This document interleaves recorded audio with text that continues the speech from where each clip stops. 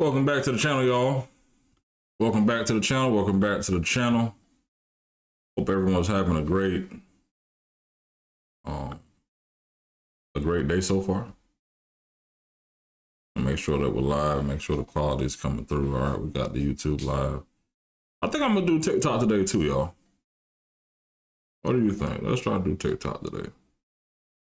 Probably set that up before I got live here, but that's okay. We're gonna get it together anyway, man. I appreciate y'all tapping in for the stream today. It is your boy, the Hip Hop Lobbyist. We are waiting on Press Secretary Karoline Levitt at the White House to address the issues that have happened this weekend in Minneapolis. And I'll be real before we get into the whole context of it, right? To be fair. Never mind. Your girl is here. I guess we'll hear my 2 cents after the fact. Jackie, thank you for that. Thanks for coming in on a snow day for the rest of the government in the country. And as much of the country feels the impacts of that winter storm, President Trump continues to monitor the situation closely, and he has remained in constant contact with FEMA and emergency responders. President Trump also quickly approved 12 federal emergency disaster declarations within 24 hours for the states of Arkansas, Georgia, Indiana, Kentucky, Louisiana, Maryland, Mississippi, North Carolina, South Carolina, Tennessee, Virginia, and West Virginia, enabling these states to access critical federal resources to supplement their response efforts if needed. These declarations will help state-led efforts of turning power back on, clearing roads for emergency services, and keeping communities safe. The White House will continue to correspond directly with governors and local officials in the coming days, especially in those states that were harshly impacted by this storm. I would also like to address the chaotic scenes in Minnesota over the weekend. There we go. Nobody, including President Trump, wants to see people getting hurt or killed in America's streets. That's real. This includes Renee Good, Alex Pretti, the brave men and women of federal law enforcement, and the many Americans who have been victimized at the hands of illegal alien criminals. Saturday's shooting remains under active investigation by Homeland Security Investigations and the FBI. Okay. The Customs and Border Protection is also conducting their own internal review. As President Trump said yesterday, the administration is reviewing everything with respect to the shooting, and we will let that investigation play out. Let's be clear about the circumstances which led to that moment on Saturday. This tragedy occurred as a result of a deliberate and hostile resistance by Democrat leaders in Minnesota. What the fuck? For weeks, Governor Walz and the Mayor Jacob Fry and other elected Democrats were spreading lies about federal law enforcement officers who are risking their lives daily to remove the worst criminal illegal aliens from our streets: murderers, rapists, pedophiles, human traffickers, and gang members. Governor Walz and Mayor Fry have shamefully blocked all the people y'all killed. Ain't none of those though. That's a crazy shit. Actively inhibiting efforts to arrest violent criminals. They have also used their platforms to encourage left-wing agitators to stalk, record, confront, and obstruct federal officers who are just trying to lawfully perform their duties, which has created dangerous situations threatening both these officers and the general public and Minnesotans alike. This is precisely what unfolded in Minneapolis on Saturday morning. Obstructing federal law enforcement and inciting violence against officers is wrong and illegal. This used to be a universally accepted position in the United States. Amid the hysteria, we must remember how we got here to this moment today and what this Democrat opposition is about. Former President Joe Biden and the Democrats opened America's doors and everything's about Biden, baby. Of illegal aliens from all over the world to flood into our country. Asia, among them, violent criminals, Germany, all of them flooding in from those countries. What are we talking about? And have inflicted devastating, permanent pain and harm on law-abiding Americans and their families. Yet we never saw outrage from Democrats or their allies in the liberal media over these horrifying crimes against U.S. citizens. The pain of American angel families was ignored and dismissed because it undermined the Democrat narrative. Innocent Americans like Jocelyn Nungray, Laken Riley, and Rachel Morin are just a few of the many victims savagely murdered by illegal alien criminals. Earlier this month, an illegal alien from Mexico with a long criminal history who came into our country under Joe Biden's administration threw a baseball-sized stone at a school bus carrying children in New Jersey and fractured the skull of an 8-year-old innocent child. No, that's crazy as shit. President Trump promised accountability to these American families by securing the border, deporting every illegal alien who has committed crimes, especially and most importantly, violent crimes. Nearly 80 million Americans voted for him to deliver on that very promise, and he is. As the duly elected president, the president is fulfilling the will of the people by arresting and removing these threats from our country in cities from Los Angeles to New York and, yes, Minneapolis. Yet Democrat leaders in Minnesota with sanctuary city policies have actively defied federal immigration law and the will of the people. And as a result of that defiance, 2 Minnesotans have now tragically lost their lives on the streets. That's a crazy flip. It is President Trump's hope and wish and demand for the resistance and chaos to end today. That's why President Trump spoke with Governor Walz directly this morning, and he has outlined a clear and simple path to restoring law and order in Minnesota. Number 1, Governor Walz, Mayor Frey, and all Democrat leaders should turn over all criminal illegal aliens currently incarcerated in their prisons and jails to federal authorities, along with any illegal aliens with active warrants or known criminal histories for immediate deportation. Number 2, state and local law enforcement must agree to turn over all illegal aliens who are arrested by local police. And then thirdly, local police must assist federal law enforcement in apprehending and detaining illegal aliens who are wanted for crimes, especially violent crimes. If Governor Walz and Mayor Frey implement these common sense cooperative measures that I will add have already been implemented in nearly every single other state across the country, Customs and Border Patrol will not be needed to support ICE on the ground in Minnesota. ICE and local law enforcement can peacefully work together, as they are effectively doing in so many other states and jurisdictions. Additionally, President Trump is calling on the United States Congress to immediately pass legislation ending sanctuary cities once and for all. American cities should be safe sanctuaries for law-abiding citizens only, not for dangerous illegal alien criminals who broke our nation's laws and do not belong here. We hope Governor Walz will do the right thing and continue to work with President Trump to keep the American people safe following their call this morning. Americans overwhelmingly want exactly what Walz said he wanted ICE out of his state, bro. Strong borders and strict immigration enforcement against the worst illegal aliens, of which there are still hundreds of thousands to deport from the interior of our country.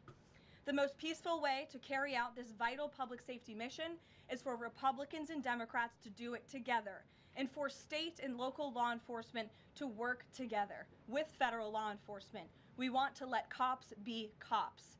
You wouldn't know this continues to be a very popular policy position from the biased media coverage over the course of the last few days, but polling shows huge support for this exact thing President Trump is calling for. More than 80% of Americans favor deporting illegal aliens convicted of violent crimes. A country unable to deport criminals who enter it illegally is no country at all. The open borders agenda of Kamala Harris, Tim Walz, and the Democrats was already on the ballot on November 5th, 2024. That's crazy. It was resoundingly rejected. President Trump will never back down from his promise to deport violent criminal illegal aliens and make America safe again, and he welcomes all cooperation in that effort. With that, I will answer your questions. And Jordan Conradson, why don't you kick us off today? Thank you for being here. Thank you, Caroline. Jordan Conradson from Gateway Pundit. I have a few questions. First, with respect to the shooting in Minneapolis, we're seeing massive outrage from mainstream media and the left, but I'm just wondering, where was that outrage when Ashley Babbitt, an Air Force veteran, was executed by Capitol Police Officer Michael Byrd, who she posed no threat to in the U.S. Capitol? Well, you raise a very important point, which I also believed I Can't be was fucking serious. well in those opening remarks, in that there has no doubt been selective outrage by the liberal biased media and picking and choosing victims and highlighting. So the motherfucker that ran off in the Capitol and got killed is different from the other guy who was helping the woman who Border Patrol, ICE, whoever came and basically tried to shove out the street. What the fuck are we talking about? What the fuck are we really saying? The motherfucker who went to damn DC for an insurrection is sitting here getting brought up at the fucking White House presser after 2 people got shot up in Minnesota who weren't even the immigrants they were trying to deport. Fuck out of here, bro. Welcome to the channel. Their stories. And as I've said, President Trump does not want any Americans to lose their lives in the streets of America and in American communities across the country. Too late, bro. What happened on Saturday is a tragedy, but every life is equal to President Trump, and that's why the lives of Laken Riley and Jocelyn Nungray continue to matter to him and be an utmost priority to him to this very day. And it's unfortunate that we did not see the same type of sensationalist media coverage over the tragic deaths of those innocent American women and girls across the country as we are in the wake of this tragedy. This is the fakest shit on Saturday. Gabe. Sure, go ahead. I want to get your response to this. The Arizona Attorney General, just days before this shooting in Minneapolis, she seemingly encouraged rioters to go out, shoot, and kill ICE agents. And I'll quote her here. She said, "If you reasonably believe your life's in danger and you're in the house or in your car or on your property, you can defend yourself with lethal force." That don't sound like nothing crazy.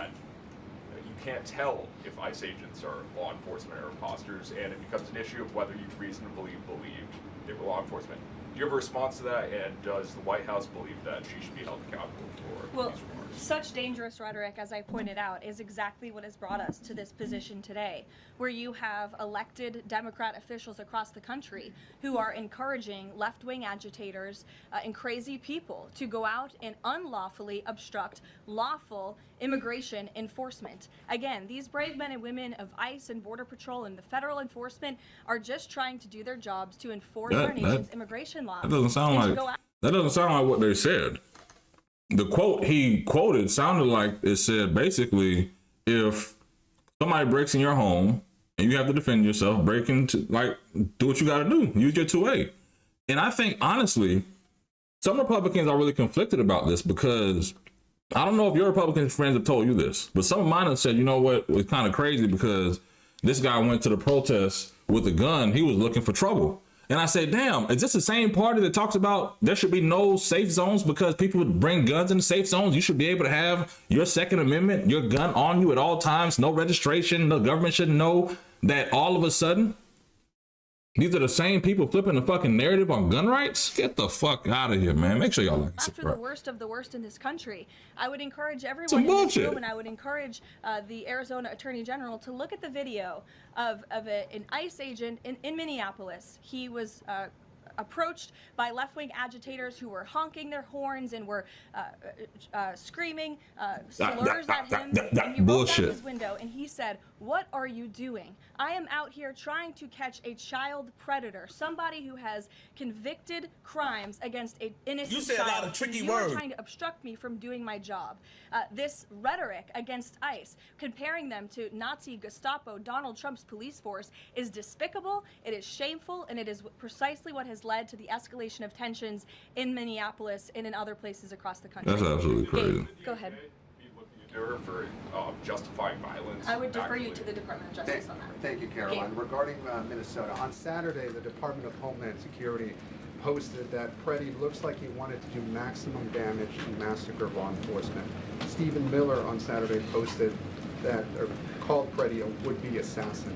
Why did administration officials jump to conclusions before an investigation had even been conducted? Well, look, this has obviously been a very fluid and fast-moving situation throughout the weekend.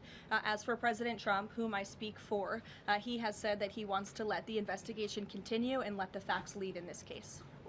With regards to the deployment of Tom Homan to Minneapolis, should the deployment of Mr. Homan to Minneapolis be seen as a sign that the president is dissatisfied with how the officials on the ground had handled the incident? No, Mr. Homan is doing an exceptional job, and he has been working with Secretary Noem and President Trump over the course of the last year. Secretary Noem still has the utmost confidence and trust of the President of the United States, and she's continuing to oversee the entire Department of Homeland Security and all of the immigration enforcement that's taking place across the whole entire country. Of course, Secretary Noem is also in charge of FEMA, and we are in the wake of a brutal winter storm where hundreds of thousands of Americans have been impacted by that. So Border Czar Homan is in a unique position to drop everything and go to Minnesota to continue having these productive conversations with state and local officials. And I know that he's catching a plane in just a few hours to do just that at the request of the president. Jennifer. On Saturday's shooting, has the president been briefed, and have you been briefed on specific details of the shooting? How many shots were fired? How many guns discharged? And I mean, did the protesters' gun go off, or only the officers' guns? Do you have any of those details? Again, the investigation is continuing, Jennifer, and we will let the facts lead, and we will let the facts play out. In this investigation, I do know that HSI and FBI are conducting interviews with those that were involved and the agents who were involved in this unfortunate tragedy on Saturday. My bad for coughing y'all here. Up to date on all those details? The president is obviously very much on the ball with respect to this investigation. I think he's made that quite clear with the various statements that you've seen him put out, and also the 4 points that the president has outlined as well to Governor Walz, and to encourage him to cooperate with ICE and with the administration. Mary. Thanks, Caroline. To follow on Gabe's question, Secretary Noem said Alex Pretti committed an act of domestic terrorism. Stephen Miller labeled Pretti a domestic terrorist. Does the president agree with them? Look, as I've said, I have not heard the president characterize Mr. Pretti in that way. However, I have heard the president say he wants to let the facts in the investigation lead itself. Was he alarmed to hear his top officials referring to him in that way, rushing to that judgment? Danny, go ahead. Thanks, Caroline. On Stephen Miller's comments, will Stephen Miller be apologising to the family of Alex Pretti for calling him, quotes, an assassin who tried to murder federal agents, despite the fact that, as you say, this is still under investigation? Look, again, this incident remains under investigation, and nobody here at the White House, including the President of the United States, wants to see Americans hurt or killed and losing their lives in American streets. And we mourn for the parents. As a mother myself, of course, I cannot imagine the loss of life, especially losing one's child. And that same empathy from the President goes for the parents of angel families, parents of victims of illegal alien crime across our country as well, and that's exactly why the president continues to be wholeheartedly committed to deporting the worst of the worst criminals from our country. Why don't we go to the back? Kelly. Caroline, does the president believe that the killing, though, was a mistake? Has he expressed that at all? Again, the president has said, we have to review it, and this investigation needs to continue, and he's letting the facts on the investigation lead itself. Does he want the body camera footage to be released to the public? Now, that's not something I've heard the president commit to, so I won't do that from the podium. Sure. Caroline, how serious is the administration taking allegations that local and state officials in Minnesota are actively coordinating with demonstrators through encrypted or non-encrypted communications, as well as providing government resources to impede immigration enforcement operations? I'm sorry, Carrie, could you repeat your question? How serious is the administration taking allegations that local and state Minnesota officials are communicating with demonstrators to basically impede immigration officials? Well, we've definitely seen active organization amongst these left-wing groups, Carrie, and it is something that I know the FBI and the Department of Justice are looking into. Again, it is illegal to unlawfully obstruct lawful immigration enforcement in this country, and these agitators are making it nearly impossible for ICE to do their jobs and for federal law enforcement to carry out the will of the American people to deport the worst of the worst. I would just encourage everyone to please imagine in this room, all of you come to the White House every day to report on the President of the United States and the administration. You come into this briefing room, you walk through the gates of the White House. Just imagine if there were left-wing agitators or agitators of any kind who were in your face, who were doxing you, who were harassing you, who were physically threatening you, who were biting off your fingers in the case of being a reporter? 2 Border Patrol agents we saw this past weekend in Minneapolis. That would make it very difficult for you to show up and do your job here at the White House every single day. That's what these officers in Minneapolis are facing. That's why the president is calling on Governor Walz. I don't think the president's trying to bite nobody's finger, though. 3 very simple and common sense points of cooperation so that ICE and local law enforcement can work together. Again, we are just asking for police to be police. And if you ask... And there should be some kind of better fucking protocols. Some de-escalation techniques. I have friends that are law enforcement who've never killed anybody. The way ICE has killed 2 people in Minnesota in the past 2 weeks. That's fucking crazy. If they're law enforcement, guess what? Act like fucking law enforcement. And stop bullying up these motherfucking people as if they're the fucking immigrants y'all supposed to be going after. Let's be fucking for real, Karoline. Any law enforcement agent or official, they want to be able to work with their federal counterparts at the state and local level and vice versa. Caroline. Thanks a lot, Caroline. Two questions. One is looking forward.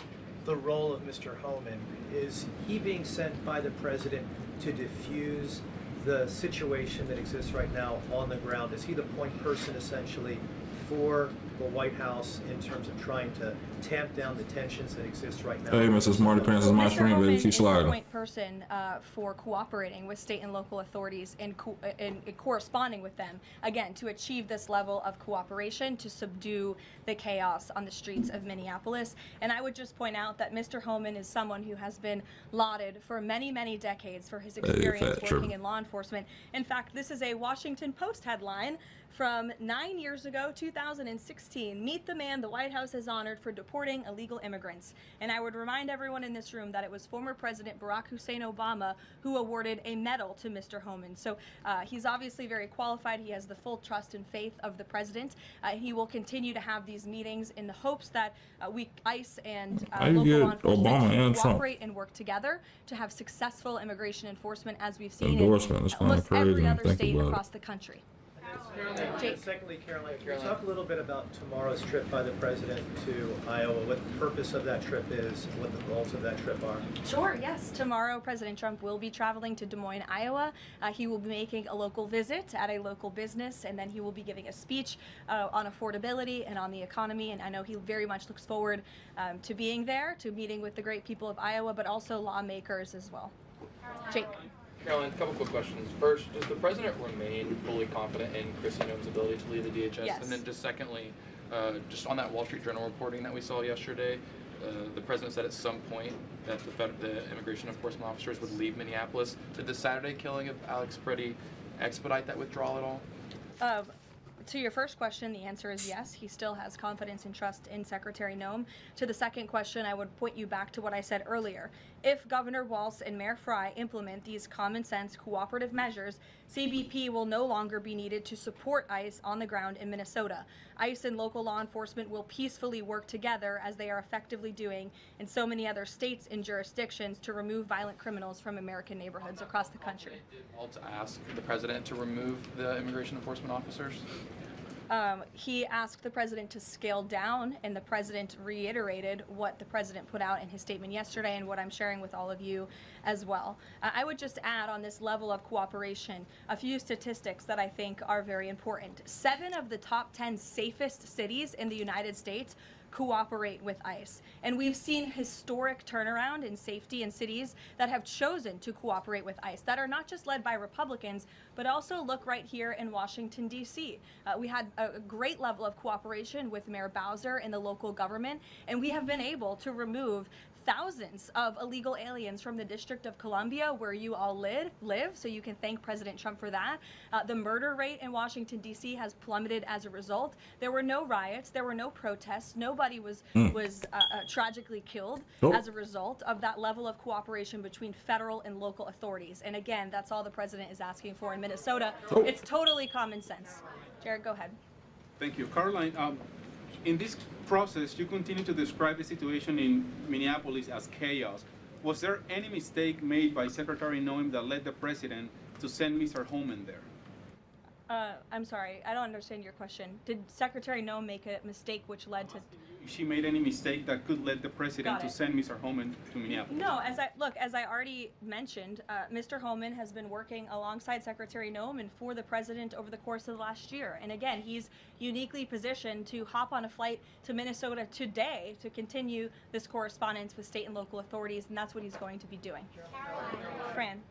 Caroline, is it the White House's position that Americans have the right to show up to these ICE operations and film, document, or protest the law enforcement actions? All Americans have a First Amendment constitutional right, of course. but Americans do not have a constitutional right to impede and obstruct lawful immigration enforcement operations. That is actually a crime, and it's something that we've seen taking place in the streets of Minneapolis, which again is leading to these dangerous circumstances that these federal law enforcement officers have been forced to work within. With respect to the call with Governor Walz this morning, the president described it as respectful. He said we seem to be on a similar wavelength, but you had strong criticism for the governor and the Minneapolis mayor, Jacob Frey, just now. So could you explain the difference in tone between what the president had said in his True Social post and I think some of the criticisms that you just levied from the podium?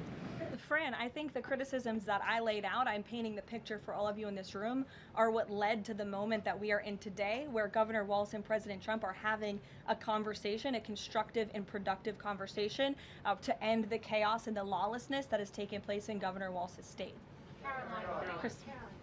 Elena. Thank you. I had a question. With Homan now going to Minnesota, is Gregory Bovino also going to remain in Minnesota overseeing these ICE operations? Mr. Bovino is a wonderful man, and he's a great professional.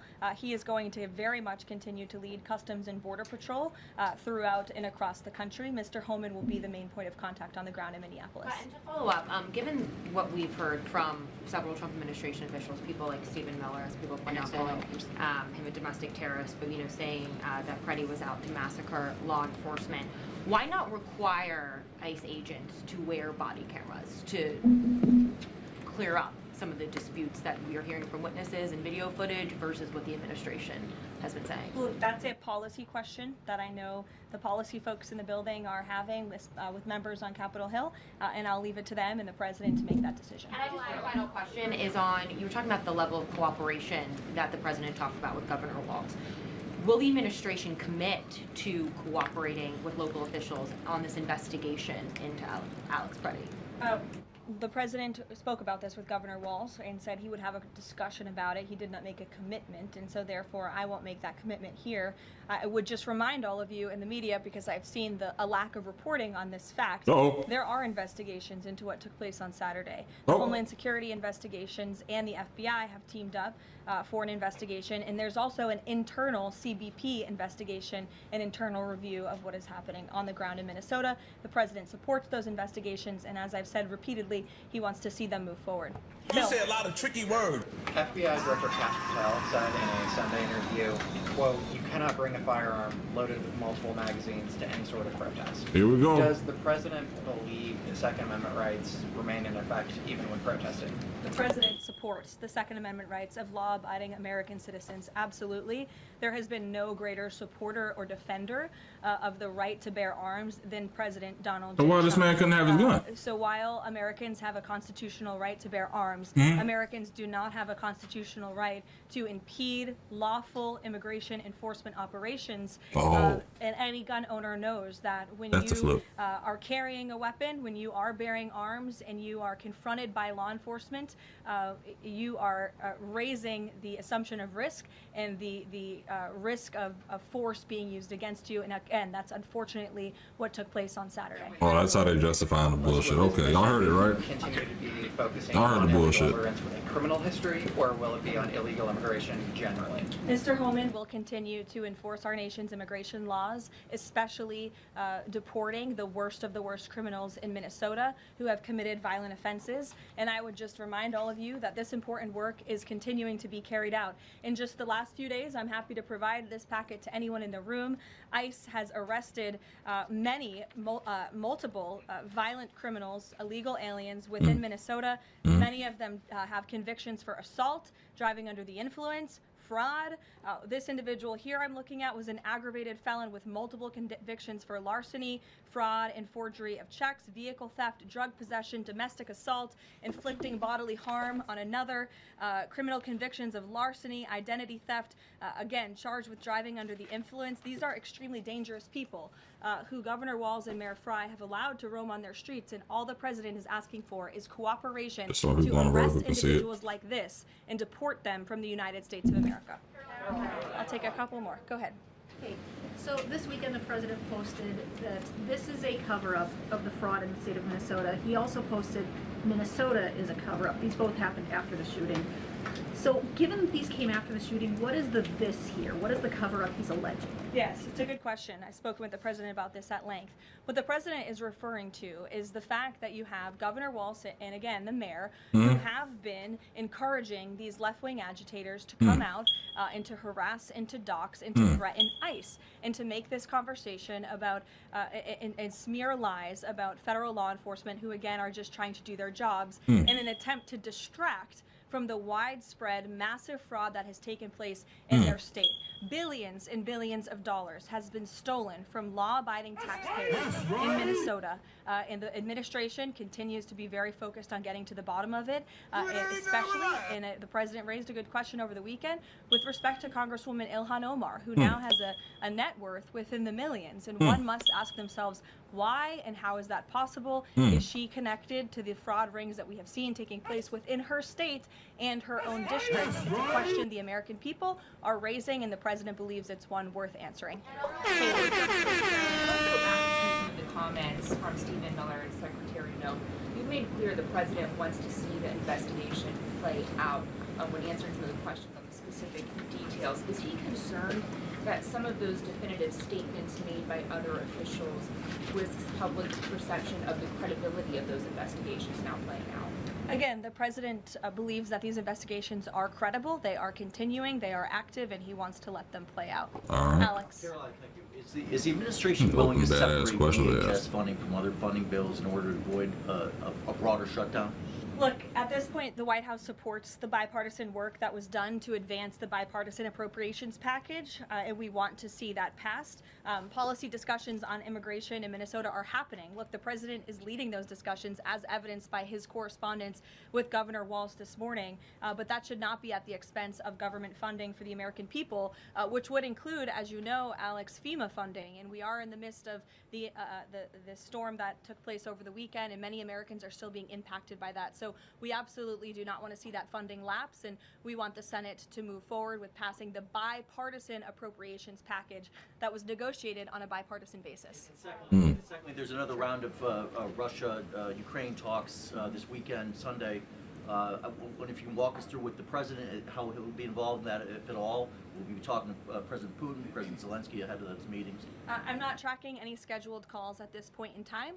However, the president remains deeply involved, and of course he's being apprised by his advisors, namely Jared Kushner and Special Envoy Witkoff, on these talks. They had a multilateral meeting this past weekend, which didn't get a ton of coverage, but that was historic in nature, where the president's team has really brought two sides of this war to the table together to move the ball closer towards peace. So the president is not giving up on the peace process. He obviously just met with President Zelensky when we were in Davos, Switzerland, but I'm not tracking any calls scheduled for this week.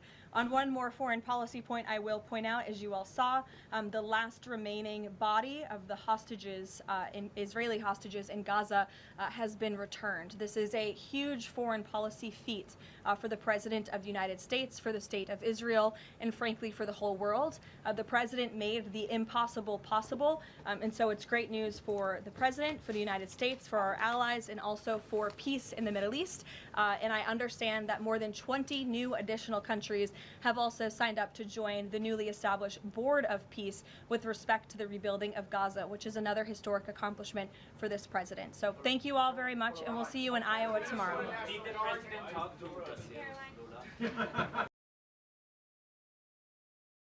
All right, that was Karoline Levitt wrapping up her press conference at the White House today. Honestly, to be very fair, it's a lot of bullshit, right? Because I get the one thing that you can't attack police officers. I wholeheartedly get that. But I don't think Alex Pretti was attacking the ICE officers. Now, I don't know what happened before the video was getting shot, the one of the 4 angles that were released this weekend, but I do believe that Republicans are kind of fucking themselves on this, right? Because all of a sudden, you conflicted on the Second Amendment. That to me is the biggest thing, even talking to my friends that are Republicans, my colleagues that are out there, and they just seem all the way conflicted about this, because now it's to a point of really saying, what the fuck is Border Patrol and ICE really doing, right? Because it's not like we're talking about all the nonsense, all the 5-year-old kids getting detained, all the rest of the shit. We're just talking about the next moving needle, which happens to be the shooting this weekend. Now I'm gonna go to Cash Patel here. Real quick, I want to thank everybody tapping in for the stream today.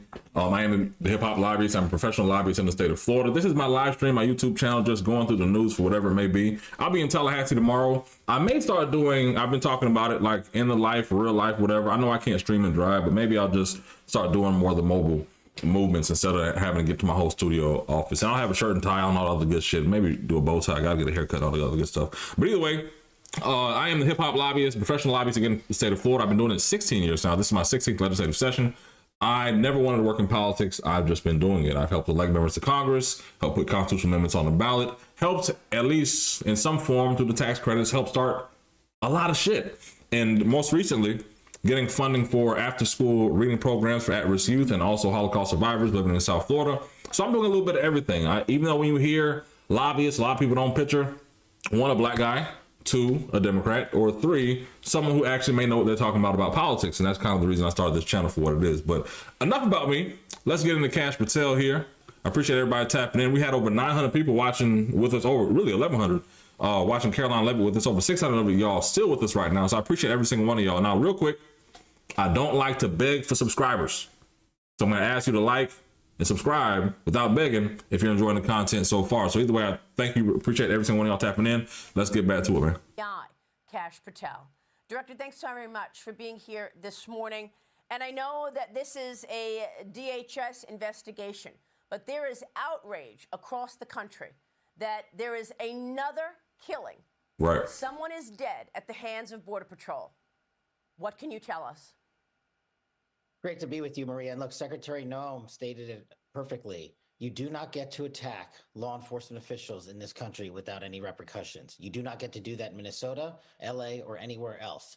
And the interagency is leading the charge out there. We've already arrested with the interagency those that violated the FACE Act and impeded a peaceful prayer in church. We've already just last night arrested 4 individuals involved in the damage of government property that we saw the videos of online. We've arrested other individuals who've made threats to law enforcement online. So we are not messing around. It doesn't have to be in person. If you threaten law enforcement officials or civilians, we are going to come find you.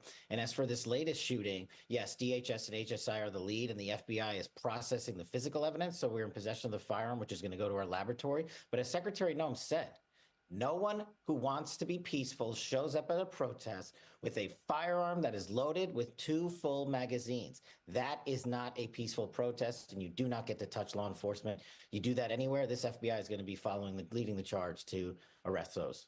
But how was he threatening Border Patrol? You've collected the evidence, you said, right? You have the handgun in your possession? Right. That's right.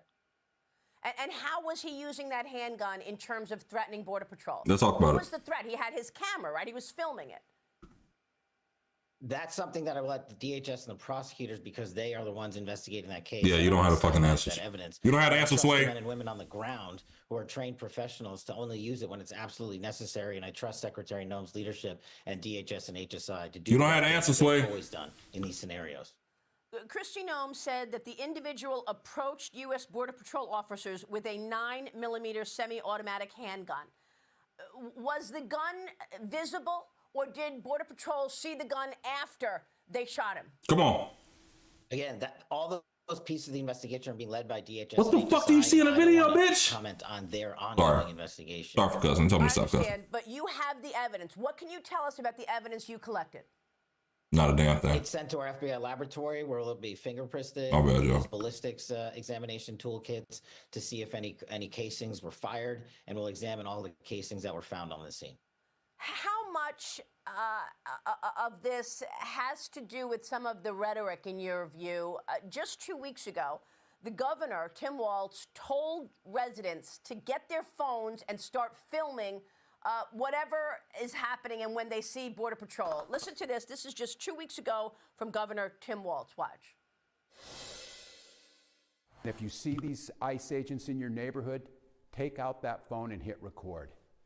Help us create a database of the atrocities against Minnesotans, not just to establish a record for posterity, but to bank evidence for future prosecution.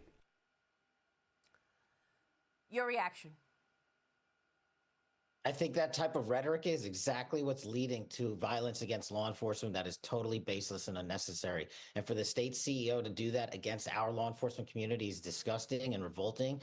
And it should be examined thoroughly as to I've been around who here was tripping, involved bitch. in inciting this type of violence. It is absolutely improper, unlawful, and will not be tolerated any type of violence against law enforcement. But it's not stopping. People are mad at ICE and want Border Patrol to stop. You saw what's happening right now in Minneapolis. People are protesting in the streets, pushing Border Patrol out. How will this end? This will end thanks to President Trump's brilliant leadership to always back the blue. Law enforcement will hold the day. The Constitution and the rule of law will hold the day. It is a tough time right now, but I believe that our law enforcement officials on the ground, DHS, FBI, local police force across the country are moving in the right direction, and we will quell these riots and we will prevail. That's what we always do. And what are you looking at when you're investigating or probing the evidence that you've collected? What specifically are you looking for? At this point, in this part of the investigation, it's mostly scientific evidence. We're looking for fingerprints and DNA and how many rounds, if any, were fired and any other sort of physical evidence in and around the firearm.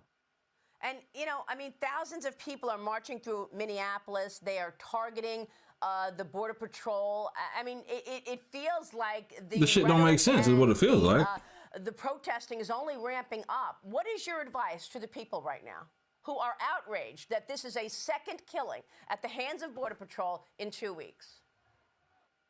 As Christy said, you cannot bring a firearm loaded with multiple magazines to any sort of protest that you want. God's a fucking clown. You don't have that right to break the law and incite violence. We will, of course, always protect your First Amendment speech. And if you peacefully protest, there is absolutely nothing wrong with that.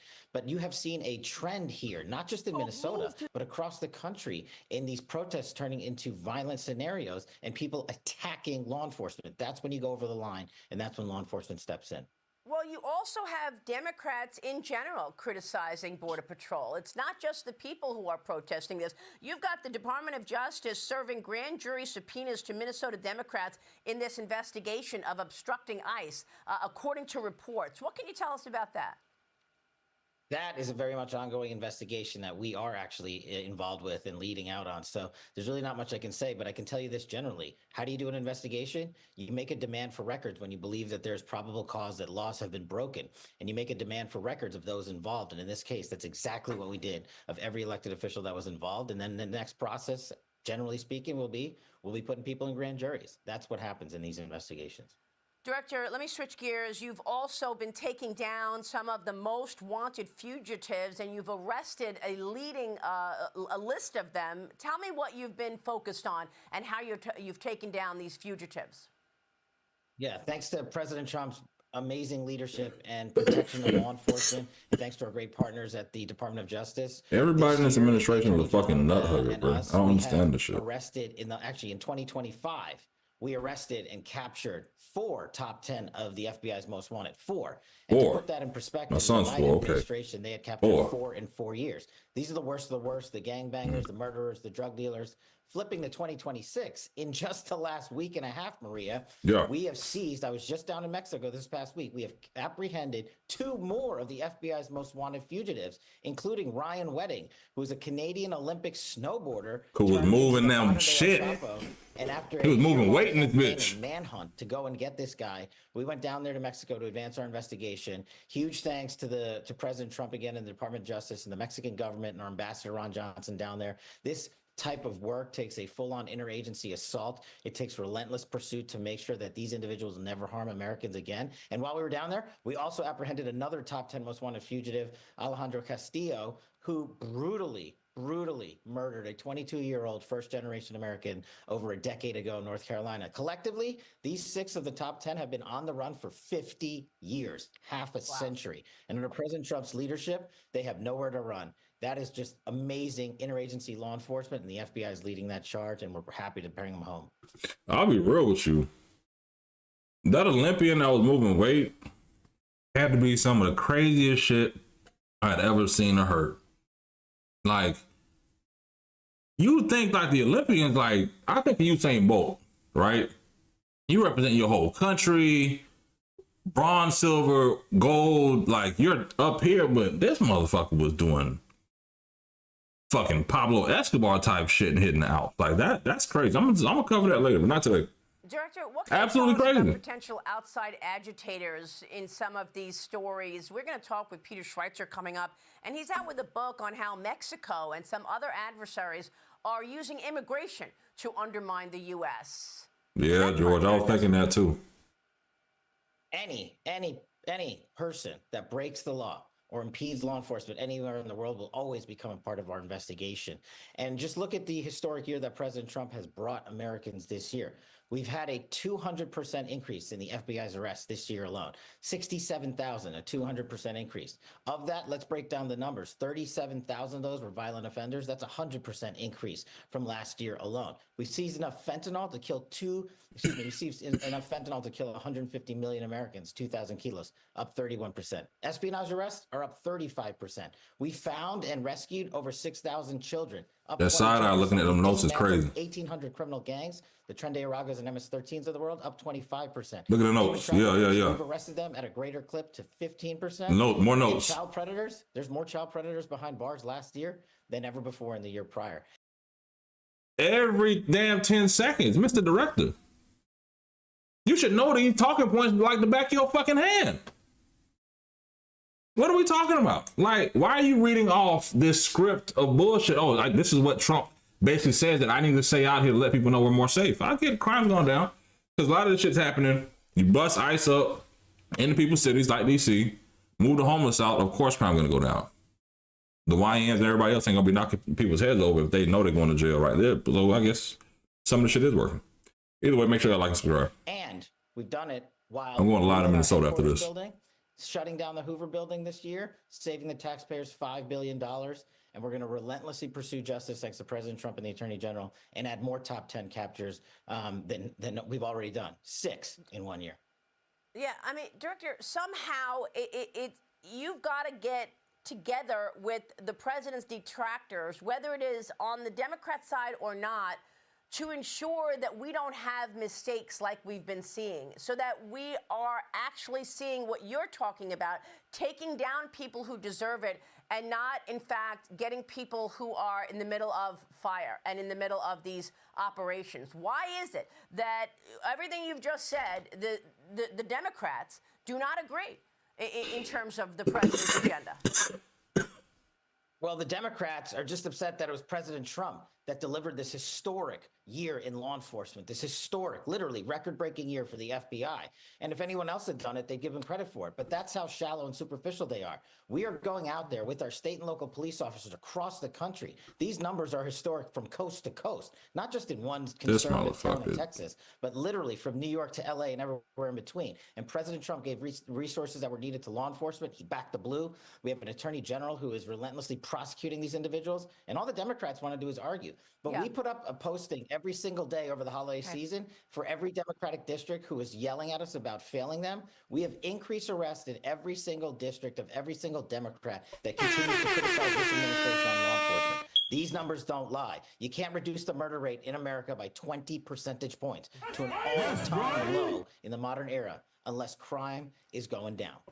Director, thank you. We will be watching your work.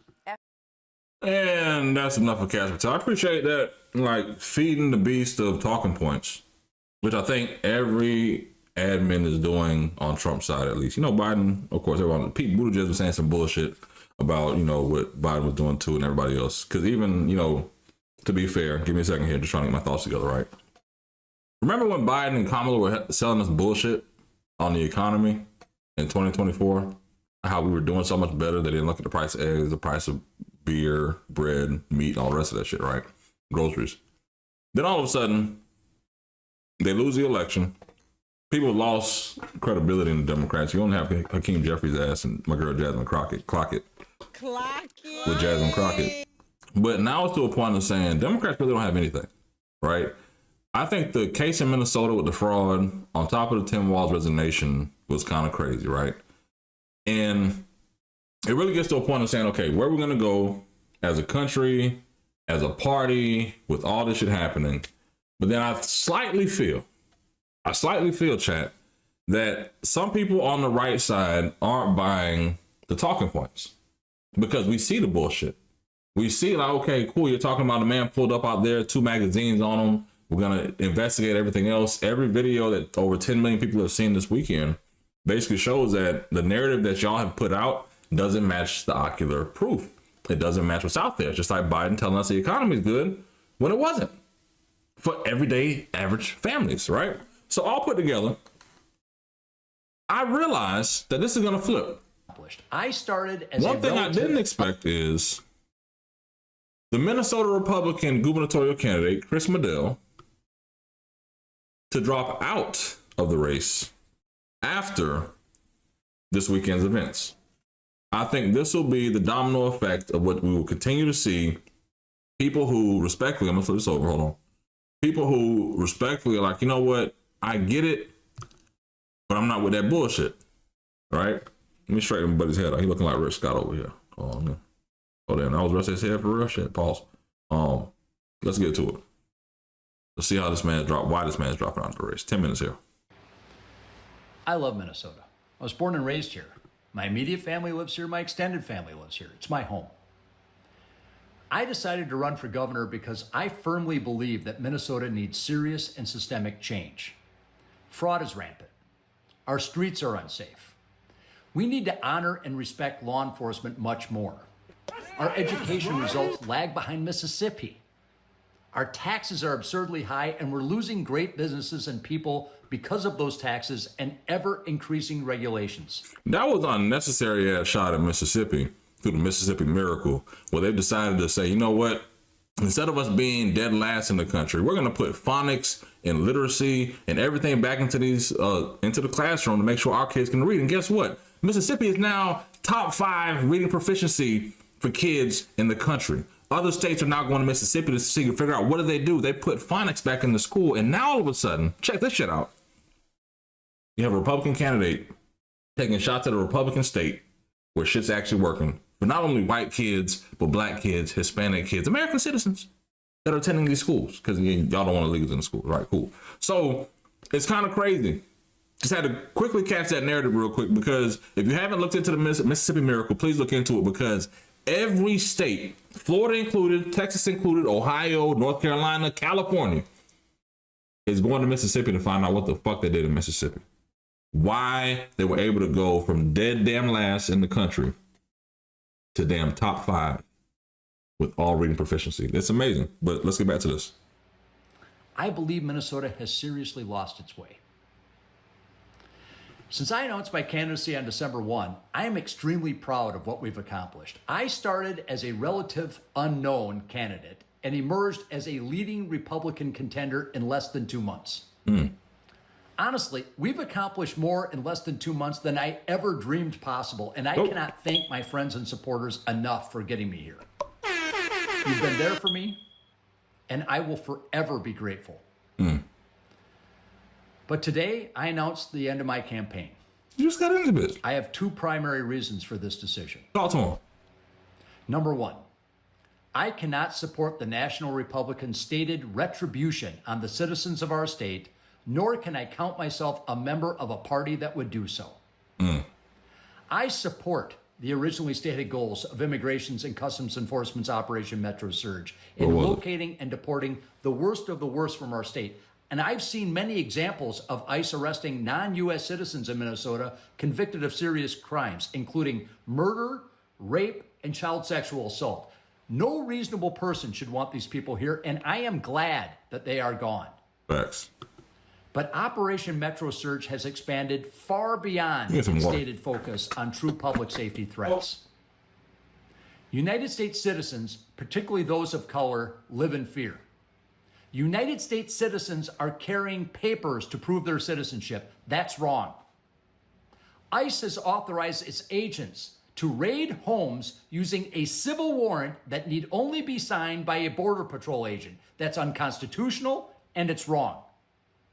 Weaponizing criminal investigations against political opponents is unconstitutional, regardless of who is in power. Republicans and Democrats alike have engaged in this misconduct, and both must be held to the same standard. They need to do better.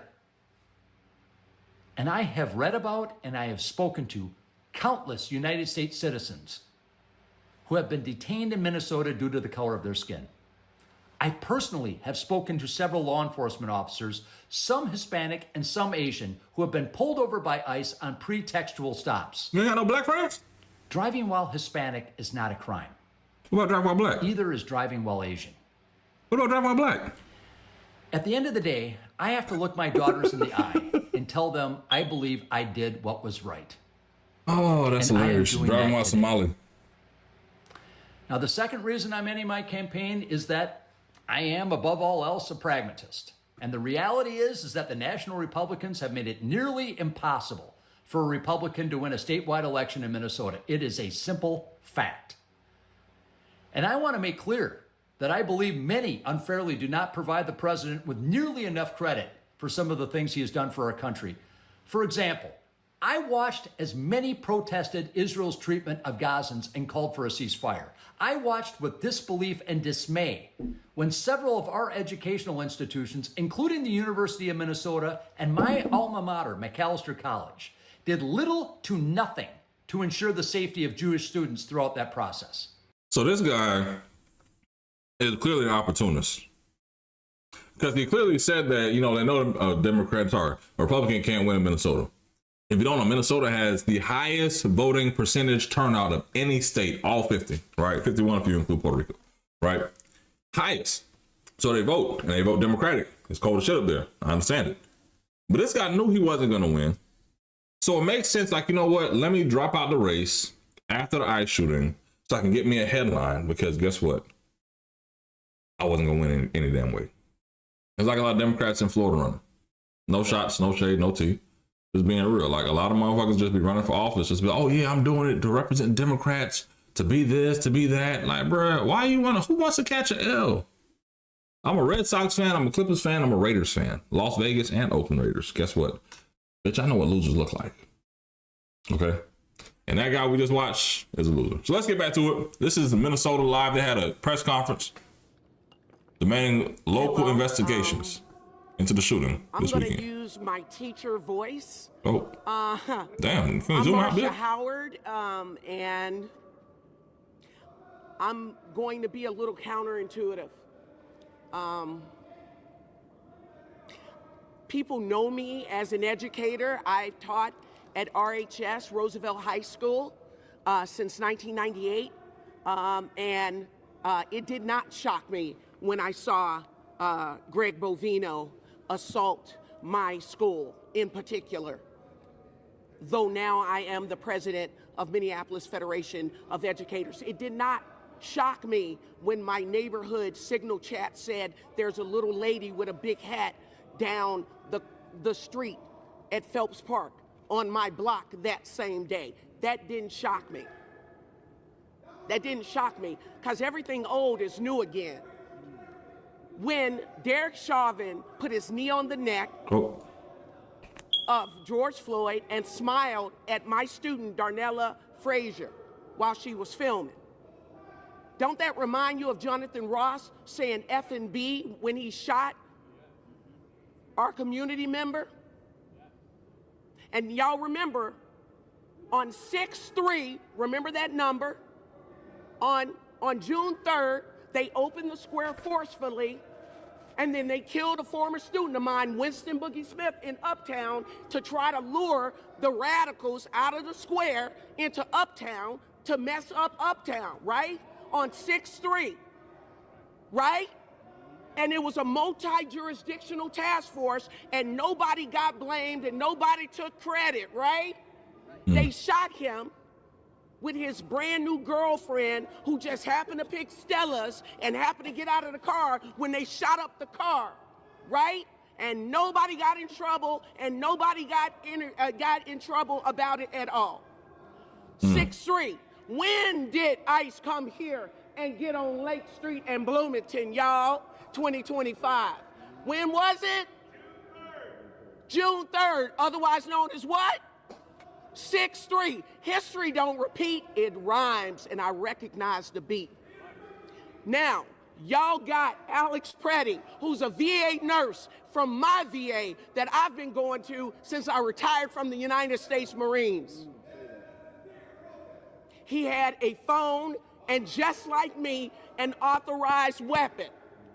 We say at George Floyd Square, assumption number 2, assume everybody is armed. So it pays to be what? Patient and polite.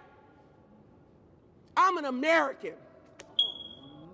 I'll carry what I can carry as long as I'm legally able to carry it. Hashtag 2A. I wish you would. I wish you would. Oh, I wish you would. And he was unarmed when he was assaulted. And I said I was going to be counterintuitive because y'all are asking for him to be charged, the agent or agents that murdered this man, that shot a killing blow and then unloaded 9 additional rounds into this man's body. You're saying charge him. What, the BCA? The BCA investigate? Impede, who we saw the morning of troop in to preserve a crime scene and then dolefully troop right back out? The MPD, under the direction of Mayor Fry, who when in a debate with Omar Fattah, he was asked, Omar Fattah said that he would arrest ICE agents who committed flagrant, egregious crimes against citizens. And he only had one question: how? How? And his backer said he won the debate because he asked such a relevant question. How would we fight? I just command the MPD. They couldn't possibly do anything against federal agents. Big bank take little bank. Big bank take little bank. Talk to him. So now we are all victims of the Eye of Sauron from out east having now spied something that he wants. Minnesota. They hate us because they ain't us. They want our Great Lakes. We got all this water, y'all. They want our welfare state, and welfare got a dirty word. What that means is we take care of us. I'm sorry that the Lutherans are so nice and generous. I'm sorry they sponsored all the Southeast Asians after our secret war in Vietnam. We got the highest percentage of Hmong folk outside of Thailand, Vietnam, Laos. We got the highest percentage of Somali folk, shout out to Toronto though, outside of Somalia and Somaliland. The Karen folk are here. Black folk moved to this state from Chicago, Nebraska, Iowa, East St. Louis, and thrived. They hate us because we don't hate each other. And he thought this would be a proving ground.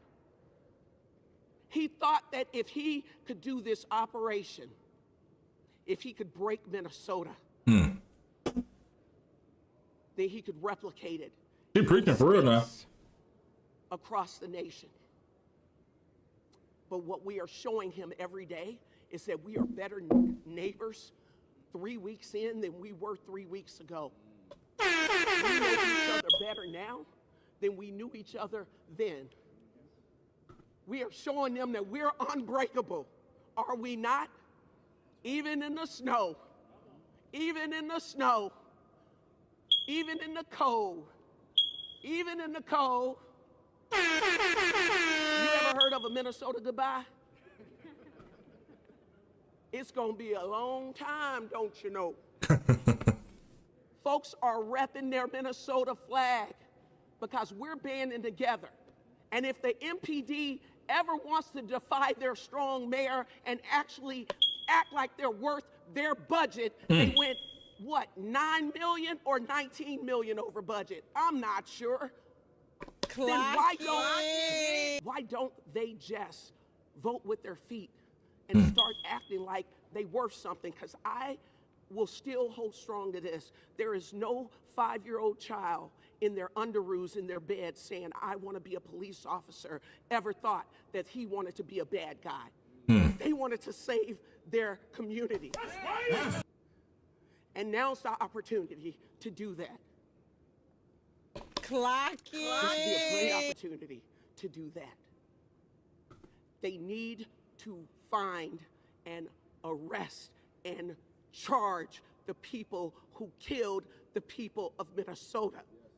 They need to do it, and they need to do it swiftly, because justice must be swift. It must be swift. We are not asking, we're demanding, because power concedes nothing without a demand, and we are demanding justice. We are demanding justice for Alex Pretti. We're demanding justice. We're demanding justice. That's right. That's right. That's right. That's right. We're demanding justice for all these stolen lives, for all the children that are afraid to go to school, for all the families that have to lean on their families to go get groceries and medicine. We're demanding justice for all Minnesotans right now who have to do soul searching as to what it means to be American. And for all of y'all who say, well, it's about time, then it's about time. This is the time. The time is now. That's right. We're Minnesota, and this is making us greater because we're sticking together. That's why they mad at us. We better be greater, Minnesota. Yeah! Clock it. That's how you walk off stage right there. She dropped the mic. I don't know who that lady is. But that was a good, powerful speech. I'm going to watch this next brother speak right here. We have Ava from Iyata Leed.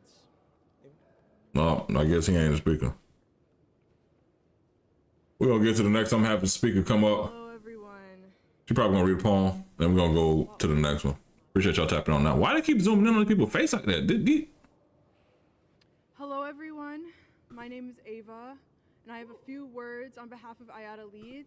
I am their civic engagement and advocacy manager. We are devastated by the killing of Alex Jeffrey Pretti, a community member. Another life lost, another family shattered, another wave of grief carried by a community that is already overwhelmed. We are tired of mourning. It is not just that our neighbors are asked to absorb loss after loss, week after week. It is not just that fear has replaced normalcy and that grief has... Today we remember that freedom is not free. We have to work at it, nurture it, protect it, and even sacrifice. To gather, to work, and to raise our children without the expectation of tragedy. We deserve safety without violence, accountability without bloodshed, and peace without more funerals. We are asking plainly and urgently. Large-scale protests continue in Minneapolis for as a restraint and for humanity. We are begging for peace, and enough is enough. We cannot keep burying our community members. We cannot keep explaining loss to our children. We are begging for this cycle to stop. This shit's so boring. I'm gonna skip forward a little bit. Hold on, y'all. This brother, like, he about to say something powerful. I'm gonna skip up to him, then we're gonna move on to the next one. Leader yet. But talking about the civil rights leaders, though, 2 of them were arrested because they showed up in a church demanding. Why do they keep zooming in on these people's mouth like this? Thinks critically about what it's teaching and what it is doing, right? And for that, Pam Bondi called for their arrest. And I'm saying that these are the kinds of violations that needs to stop. These type of calls for arrest of peaceful protesters need to stop. We are calling for Pam Bondi and the Border Patrol folks as well as the FBI director to be arrested if they show up in our city because they are lying about what happened here, right? And that lie is causing chaos and confusion here. And it's time for us to stop. The International Court gave a warrant for the arrest of Netanyahu. See, this is why you can't have everybody speak at your damn protest. Because Netanyahu ain't got shit to do with this. You feel me? We talking about Alex Pretti, the ICU nurse, and this man talking about some damn Netanyahu. This is why you cannot have everybody speak at your damn protest. This was wrong with the protesters today. Y'all don't ever have a sequence of people like, you know what, we need somebody to firebrand, we need a pastor up there, and then you need people with relevant fucking information after the fact. Y'all just be getting these people up here rambling like I'm rambling now. But either way, thank you all for tapping in for the stream. Let me get back to this real quick. I wanted to see this Greg Bovino interview on CNN. Hold on. Yeah, we're going to check out this Greg Bovino interview on CNN, seeing what he has to say about his Border Patrol agents killing the people in Minnesota. Make sure y'all like and subscribe if it's your first time here. I am your boy, the Hip Hop Lobbyist, a professional lobbyist in the state of Florida again. Streaming, but taking up some content because this Minnesota thing is absolutely crazy. I'll share my 2 cents at the end, but I appreciate y'all for tapping in. Thank you for being here. Sir, you are still in Minneapolis, and I want to let me switch this over. My bad, y'all. For the we have that are unanswered. First and foremost is that Alex Pretti approached Border Patrol agents with a 9mm semi-automatic handgun. I want to go back to one of the videos, and I know you can see it there, and I want to ask you about what you're seeing, because multiple angles of this incident show him holding up a cell phone and recording it, not a gun. Did he at any point pull out his weapon? Dana, good morning, and thanks for having me. The weapon, and we do know that the suspect did bring a weapon, a loaded 9mm high-capacity handgun to a riot. We do know that. Riot. As far as what happened in that intervening moment with the video that you just showed, that's going to come to light through the investigation. Riot. That's being investigated, and those facts and those questions will be answered soon enough. It was a riot. Okay, but the Homeland Security Secretary I didn't see nobody with no TVs. Waiting for that investigation to take place before saying that Alex Pretti was, quote, brandishing a weapon.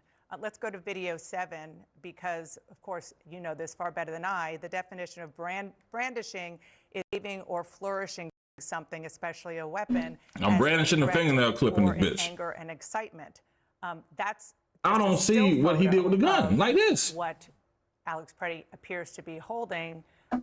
There is nothing that we have seen that showed him, as Secretary Noem said, brandishing a weapon. Have you, sir, seen something different to support what the Secretary said? Dan, I think what we need to take a look at here is the situation in its totality. What happened leading up to this situation? The suspect decided to inject himself into a law enforcement action. What's not being said here is the fact that Border Patrol agents and law enforcement were conducting a targeted law enforcement effort against a violent, illegal alien that was nearby, and that suspect injected himself into that law enforcement situation with a weapon. And what happened between when that situation first came about and the shooting, that's going to be investigated, and we're going to get to the facts of that. Well, you said yesterday that this looks like a situation where the individual wanted to do maximum damage and massacre law enforcement. What evidence do you have that he wanted to massacre law enforcement? Because all the videos that we have, and I do want to just have a still shot up now, but I do, control room, want to play one of the other videos. Let's play video number 1 again. It doesn't look anything like he's trying to massacre law enforcement. In fact, he was filming, and then it looked like he was trying to help another individual there who was pushed down by law enforcement, and then they went after him. In fact, I believe that the fantastic training that our law enforcement partners have, the fact that they're highly trained, prevented any specific shootings of law enforcement. So good job for our law enforcement in taking him down before he was able to do that. And again, Dana, let's look at why he was there in the first place. Was he simply walking by and just happened to walk into a law enforcement situation and try to direct traffic and stand in the middle of the road and then assault, delay, and obstruct law enforcement? Or was he there for a reason? Did he fall victim to That's that fucking crazy. violent and heated rhetoric by a Mayor Fry, a Governor Walz? Look, Dana, they're trying to portray Border Patrol agents and ICE agents as Gestapo, Nazi, and many other words.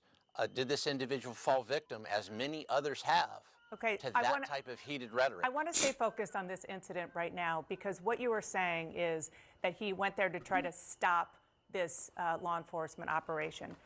All of the video that we have seen shows him documenting it with his cell phone, which is a lawful thing to do. And the only time he seemed to interact with law enforcement is when they went after him when he was trying to help an individual who law enforcement pushed down. So where do you have the evidence to show that he was trying to impede that, that law enforcement operation? Sure, Dana, first he was there in the scene. He was in the scene actively impeding and assaulting law enforcement to the point. But that's not illegal. He wasn't Dana, impeding it. He was filming it, which is a legal thing to do in the United States of America. Dana, let's don't freeze frame adjudicate this now. He was there for a reason, and that reason was to impede law enforcement to the point. What evidence do you have of that? And here's a good point, Dana, is the fact that de-escalation techniques were utilized during this action. Those de-escalation techniques, whether it was physically trying to remove them from that law enforcement scene, that active law enforcement scene in which law enforcement were going after a violent illegal alien, or the use of pepper spray, which is another de-escalation technique. Those techniques did not work.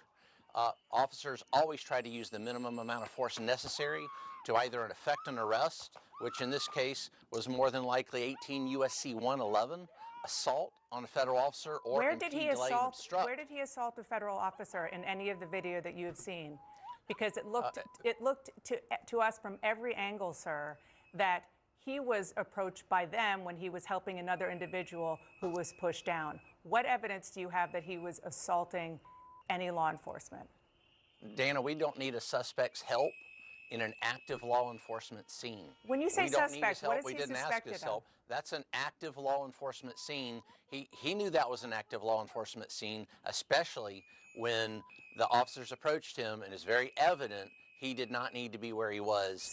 That's crazy. On his own to stay there. So when somebody is pushed down and a person's instinct is to help that person, when somebody's pushed down by law enforcement, you're saying that you just stand back and let law enforcement do what they're doing? I mean, is that really human nature? You know, Dana, every situation is different. What our officers are faced with here in Minneapolis are chaotic, That's crazy. very difficult and violent situations in which individuals, and this suspect is not the only one to bring a loaded weapon to a riot. The situations are chaotic and ever-changing. Follow directions for law enforcement. Don't inject yourself knowingly beforehand into a law enforcement situation. With respect, it feels as though in some ways you're blaming the victim here. Yeah, it really does. The victims are the Border Patrol agents. I'm not blaming the Border Patrol agents. The victim are the Border Patrol agents. The suspect himself in that situation. The victims are the Border Patrol agents there. Man who doesn't go home to his family. Sir, because I think this is really, really critical. You can see an agent, and I just want to go to, let's see here, video 5. You can see a screenshot of an agent in a green jacket approach Pretti, and then he appeared to take a gun away. When the agent took the gun away, which it seems as though it was Pretti's gun, that happened before Pretti was shot. Why was an unarmed man shot multiple times by law enforcement, by your Border Patrol agents? Dana, you don't know he was unarmed. I don't know he was unarmed. That's freeze frame adjudication of a crime scene via a photo. That's why we have investigators. That's why we have an investigation that is going to answer those questions. How many shots were fired? Who fired shots? Where was the guns? Where He were didn't shoot himself? located? All those questions are going Sir, to be answered. I think you can see the screen. In the investigation. We're not going to adjudicate that here on TV in one freeze frame there. Okay, it's not a freeze frame. We're showing a video of one of your agents taking the gun away, and that happened before Pretti was shot. We don't know that agent was taking any gun away. That could have been the agents, because we don't know that. The facts are going to come to light. So you're disputing this. Hold on, chat. Well, I normally don't like to stop shit midway, right? This is bullshit. This is exactly what I was saying before. How can you sit here and everybody, 10 million plus people see this video, then you have the administration saying something completely fucking different from what people are ocularly, visually seeing? Are these people fucking mad? Are these people fucking crazy? This is just like, again, sorry for going on the tangent here, y'all. This is just like when Kamala became the presidential choice on the Democratic side, and she talked about, oh, yes, I wouldn't change anything that Joe Biden's done. Like, bitch, you don't see that the economy's fucked up right now? You don't see that grocery prices and shit is just out of control? Oh, guess what? You don't do any shopping anymore. Well, you shop now for yourself. Could you have Social Security, not Social Secret Service and everything else? You know, you don't see the everyday struggle. But now all of a sudden, we flip the narrative. Sorry for going on tangent here, y'all. How do you see this and then say something totally different? Like, you know, the greatest thing I ever learned, I'm gonna stop and get back to this in a second. The greatest thing I ever learned was to own your fuck ups. If you own your fuck ups, you take a lot of the heat off you. And say, you know, yeah, we fucked up. This man shouldn't have been killed.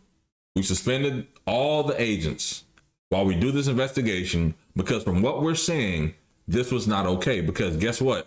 This isn't a fucking illegal immigrant we were assigned to go after anyway.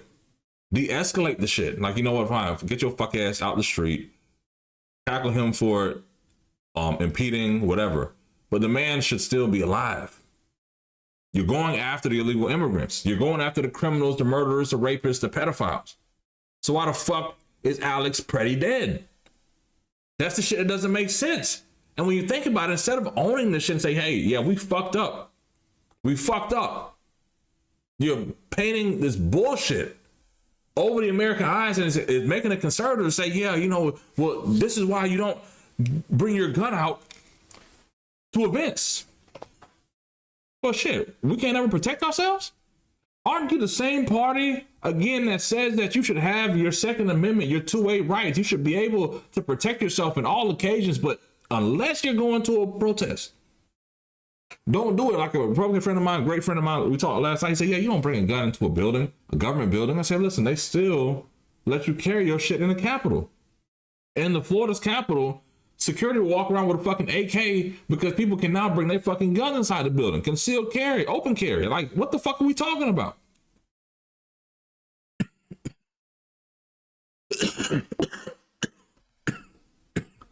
Let me stop and get back to this. With respect, you say that's why we investigate, but you're also drawing other conclusions that sort of fly in the face of waiting for an investigation. I just want to also go back to what I was asking about with regard to what Secretary Noem said, that he was brandishing a gun. At any point, do you have any evidence that, yes, he had a gun on his person? Was he brandishing it? Was he a threat because he had a gun in his hand that put law enforcement in danger? We heard the law enforcement officer say gun, gun, gun. So at some point, they knew there was a gun. So again, that is going to be part of that investigation as to what was happening on the ground there between those victims, the Border Patrol agent victims, and the suspect. Both the police chief in Minneapolis, O'Hara, and Governor Walz say Pretti was legally licensed to carry a concealed weapon. So are you saying it's not okay for him to exercise his Second Amendment right? That's what we're saying. His First Amendment right to be there in the first place, but his Second Amendment right to carry a gun? And if you do, you can be shot by federal law enforcement? No, I didn't say that, Dana. I never said that. What I'm saying is we respect that Bullshit Second is what you're Amendment saying. right, but those rights don't count when you riot and assault, delay, obstruct, and impede Where was the fucking riot? law enforcement officers, and most especially when you mean to do that beforehand. How do you know that? I'm gonna ask the chat. Chat. Let me know, chat. Was that a riot or a protest? Don't leave the crime scene, and you're armed. Then you know you've got the decision-making process for that individual doesn't seem to be very good. Now, back to the Second Amendment. What you're saying about the Second Amendment is peacefully protesting with firearms. Absolutely, I've done that myself, and fully support that. But not when you perpetrate violence, obstruct, delay, or obfuscate Border Patrol in the performance of their duties in an There's no evidence that scene. he was perpetrating violence. And there's no evidence, unless you have it, and we'd love to see it if there is, that he was intending to massacre law enforcement, other than the fact that he was there and he had a gun lawfully. This is exactly what I'm saying about the fucking Republicans and the bullshit now, right? You're trying to label this shit as a fucking riot. I don't see no fucking burned down buildings. I don't see nobody with a fucking TV. I don't see no fucking cars burning. It's the middle of the fucking day. 9 o'clock in the morning. There was no fucking riot. Riots don't happen when fucking Chick-fil-A still serving breakfast. What the fuck are you talking about? This is a peaceful protest. And y'all killed the man and now calling it a riot. And now you're gonna say, oh, well, I brought my gun to peaceful protest. That's what the fucking shit he was doing. That wasn't a fucking riot. It was none of that shit.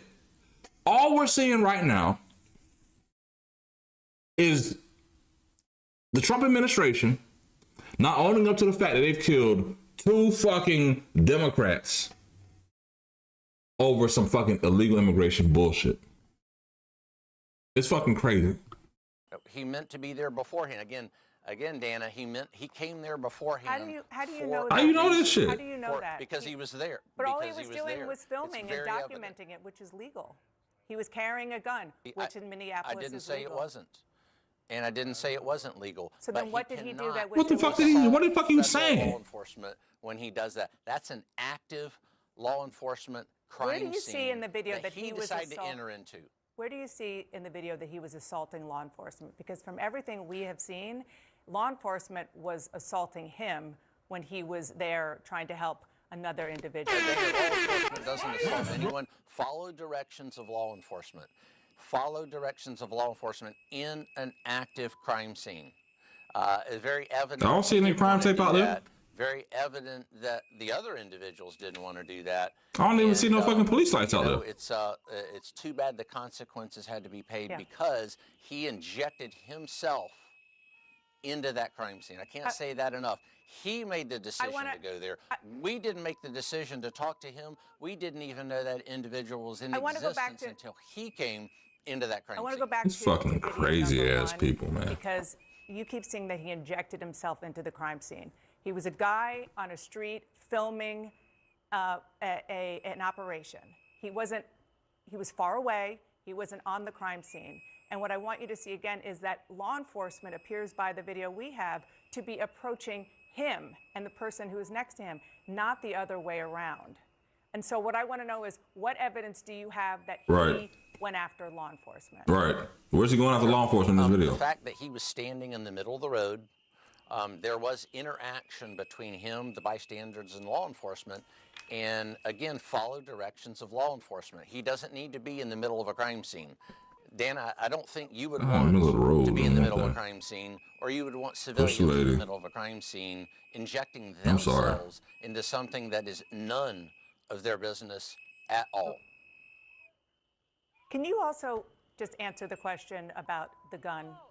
Because, again, do you have any evidence that he was brandishing his weapon? Did he ever have his I don't have any fucking evidence. Yeah, again, the fucking bullshit on the ground. In that melee, we hear gun, gun, gun. So that gun, at some point, became visible to officers. But could it have been because they had him on the ground and maybe his shirt came up and they saw that it was on him? That doesn't mean that he was. That is why we have an investigation, Dana. Fine. That is what we are investigating. You're not going to know that now, and I'm not going to know that I think now. an investigation is great, but the Homeland Security Secretary said he was brandishing a weapon. Do you have evidence that we haven't seen that he was brandishing? He's not answering the fucking question, Dana. He brought a semi-automatic weapon to a riot, assaulted federal officers, and at some point they saw that weapon. So I do believe the secretary is 100% spot on in what she said. Why would you bring a weapon and assault a federal officer if you did not have intent to harm or delay or obstruct that federal officer with a weapon? You keep saying that he assaulted a federal officer, but again, we have not seen evidence that that happened. It looked like he was on the defense, and again, he had a gun legally. It sort of feels like we're in the upside down, where we have law enforcement and conservatives who are very pro Second Amendment saying the problem was that he had a gun legally. No, the problem is, as I said several times now, is he injected himself. He put himself where he did not need to be. He put himself in and put law enforcement officers in jeopardy through his actions. These were his actions, not law enforcement officers' action. We had to react to an individual that came there for a specific reason. And again, what that reason is, we're going to find more out about that in the coming days. I'll be interested to see what his reason for being there, while Border Patrol agents were arresting a violent, criminal, illegal alien doing their lawful, ethical, and moral duties in Minneapolis. That's the question. Well, but the question is also, why is an American citizen now dead for the second time who was there to document, in this case, and clearly to be there as a bystander, which is his First Amendment right. He wasn't there to clearly document anything. Don't socially engineer the topic, Dana. He was not there to document. Appeared he to came be. there for That's a reason. fair. Appeared to be. He obfuscated and delayed officers there on the scene. That's pretty evident to me. I want to ask. I think every damn interview will be the same regardless of who you have from the Trump administration at this point, right? I'm gonna check out Pam Bondi here next. She was on Fox News. They say she unloaded on Minnesota officials about their response and everything. And I kind of get it. Like, you're making everything political. But now people losing their fucking life over this bullshit. And I don't think it's really solving the problem that you intended to solve. My 2 cents. But let's check out Pam Bondi, Attorney General Pam Bondi. She attacks the Minnesota officials amid the violent protests. Attorney General Pam Bondi joining us live here in studio. AG, thank you so much for coming in. Sure. This has been hard to watch for everyone involved. Let me just get your initial thoughts of what's happened here in Minneapolis in the last couple of hours. Well, why this has happened in Minneapolis is because you have a mayor, you have a governor who has declared Minneapolis a sanctuary city, saying, bring your worst of the worst to Minneapolis. You're invited here. We will protect you. Aisha, these are the arrests. These are just the arrests that ICE has been making. And that's why Donald Trump has ICE in Minneapolis to protect the citizens. Sodomy of a boy, strong arm robbery. Sexual assault, sodomy of a girl under the age of 16. Rape, 12-year-old girl. Strong arm, rape, ag assault. Convicted rape, child fondling. These are all the illegals that Joe Biden was letting into our country. And they were all going to Minneapolis because the mayor, the governor, the AG, they were protecting them. And listen, you're doing everything to protect your damn job right now, okay? Pam Bondi ass, they say they're still mad about those Epstein files and your handling of how it all went down. But I'll tell you this, you're doing the best you can to keep your job. That's right. I don't think it's gonna last, Pam. I think the podcast that you're gonna release about 6 months after you get out of office is gonna be a smash. Your best-selling book is gonna hit, but guess what? I don't think you'll be there by April. I'll say May, June. By May, Memorial Day weekend, Pam Bondi will most likely be out as Attorney General. Make sure that you like and subscribe to this boy Hip Hop Lobbyist, professional lobbyist in the state of Florida. I ain't going to Tallahassee tomorrow. I'm not in Tallahassee today. I'm at my home studio, Just Politicking Studios, at the crib. But let's finish up with Pam Bondi here. And Donald Trump is going to protect the citizens of our country. I was there all week, as you saw. I was in Minneapolis, and we are going to protect our churches. We are going to protect our great men and women in law enforcement who were out there doing their jobs today. They were out there arresting a violent offender, and then this guy comes up. I can't talk about more of the details. Chief Bovino talked about that. It's now all pending, but we will support the men and women in law enforcement, and we will support the good citizens of Minnesota if the governor and that mayor aren't going to do it. Some of the people that you arrested, like you mentioned, in the last couple of days, on the soundboard, baby. It was incredibly organized. What can you tell us more about what we're seeing on the ground there? I mean, our Steve Harrigan, who's covered many wars, said that in his own observations, it feels incredibly organized. These people know each other. They know where to go. What do you know about this? That's right. And I can tell you what I observed when I was there. It's extremely organized. The signs they have are all matching. They're well written. And look at what's happening today. How did these people go out and get gas masks, these protesters? Would you know how to walk out on the street and buy a gas mask right now?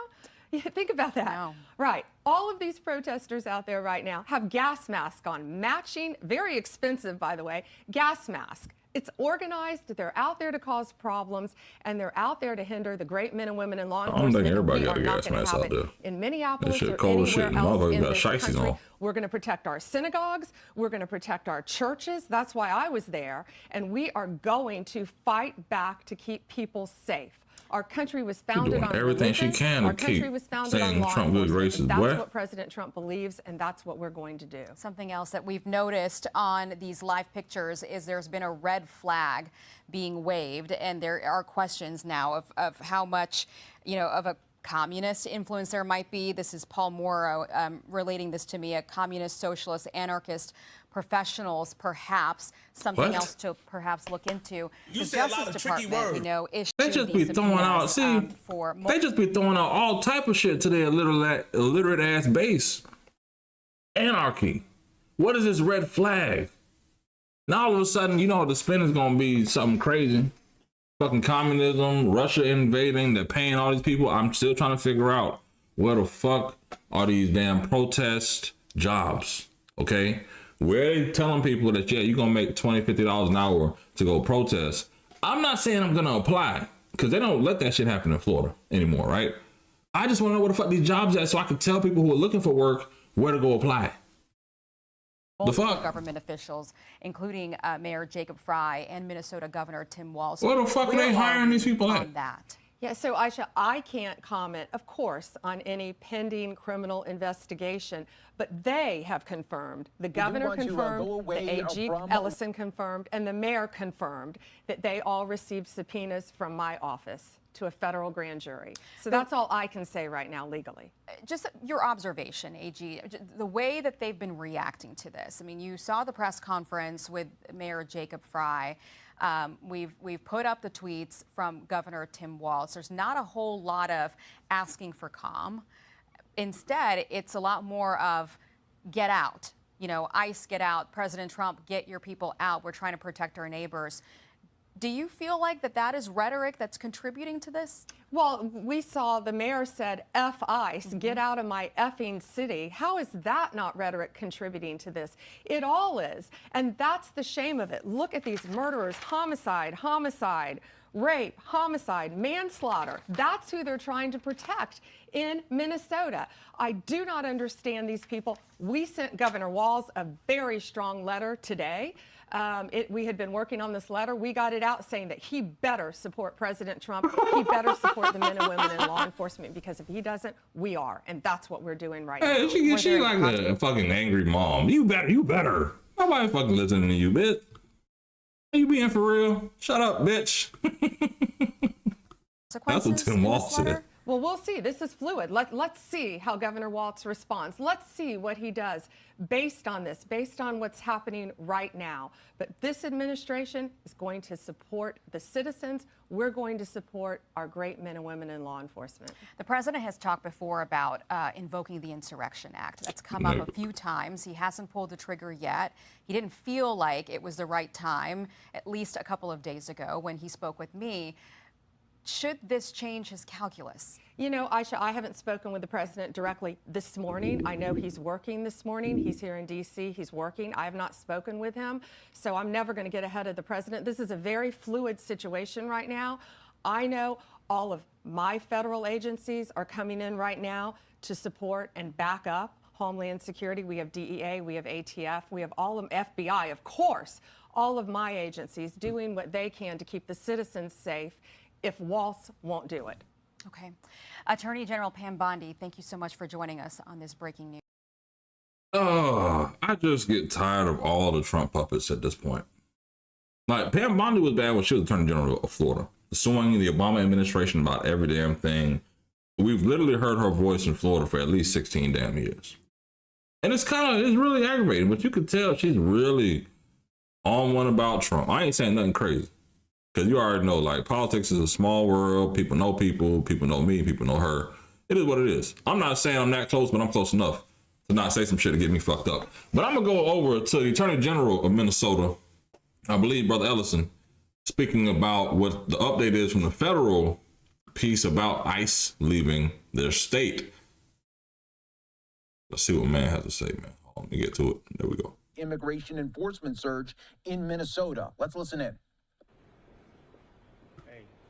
Please thank those guys for letting us be in here and not out there. Good grief. You know? So, okay, we're waiting on you, buddy. Hello, everyone. My name is Keith Ellison. I'm the Attorney General for the state of Minnesota.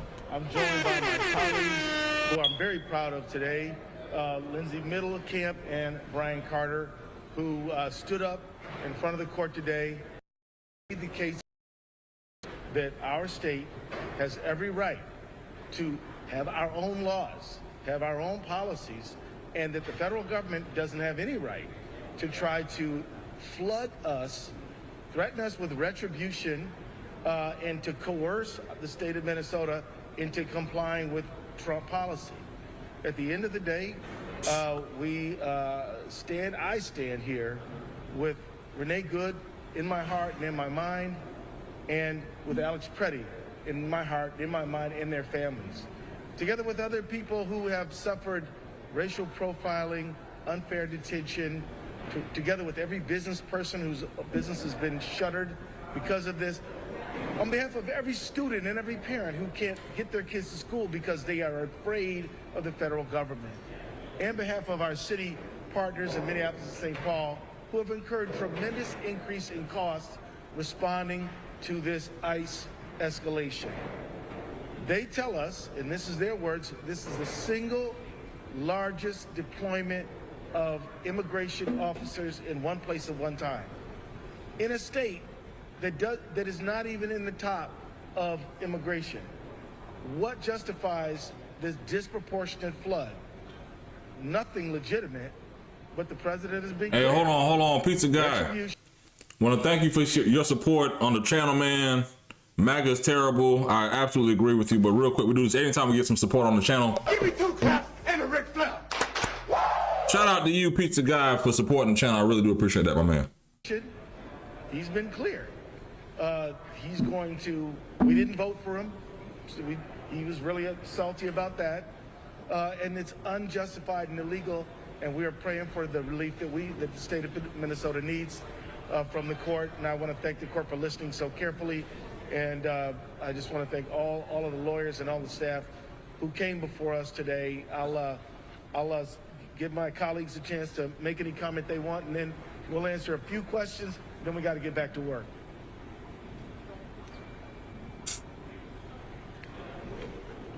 We got the opportunity today to make our case in court. I think we made a strong one. The federal government has not denied our allegation of pervasive and widespread illegal conduct by these 3,000 federal agents who are masked and heavily armed. And we hope that the court will respond to our request for an immediate injunction. I just want to take a moment and say thank you to the courageous people of Minnesota and the courageous local media in particular, and the legal observers and the many who are documenting many of the facts that we have found so fundamental to bringing this case to court. We can't simply ask the court to look around or look outside. We have to bring that story into the courtroom. And every day, the courage of people who have come to our office, come to the ACLU, and come to other attorneys to help put those stories to paper or to photos or to videos, it's been critical. And so thank you to everyone who is doing that courageous part of us bringing something that's both profoundly constitutional but also profoundly human to a courtroom. So folks, I respect you, believe that. But we do have a bunch of work that we got to get back to the office to do. So we're going to take about 5 or 6 questions and just contact Brian Evans at my office if we need to do any follow-up. Brian Evans, brian.evans@ag.state.mn.us. So we're going to have to go in a minute. We'll answer a few, but then reach out to Brian. If I could just ask you, the judge seemed to focus on a couple of things. Pam Bondi's letter, and also the president's social media post about a day of retribution. She appeared, especially with talking about the Pam Bondi letter, she appeared critical. Is that the way you saw it, and do you think those two things are helping your case? Let me just say, I think that the judge is incredibly bright and is focused on the critical issues. I'm not sure what to conclude or based on her questions, but it appeared to me, and I got the sense that she understood the issues very well. And I'll just say on my own behalf that the Pam Bondi letter, it kind of reveals what this is all about. This is not about fraud, and it's not even about immigration, and it's certainly not about law enforcement.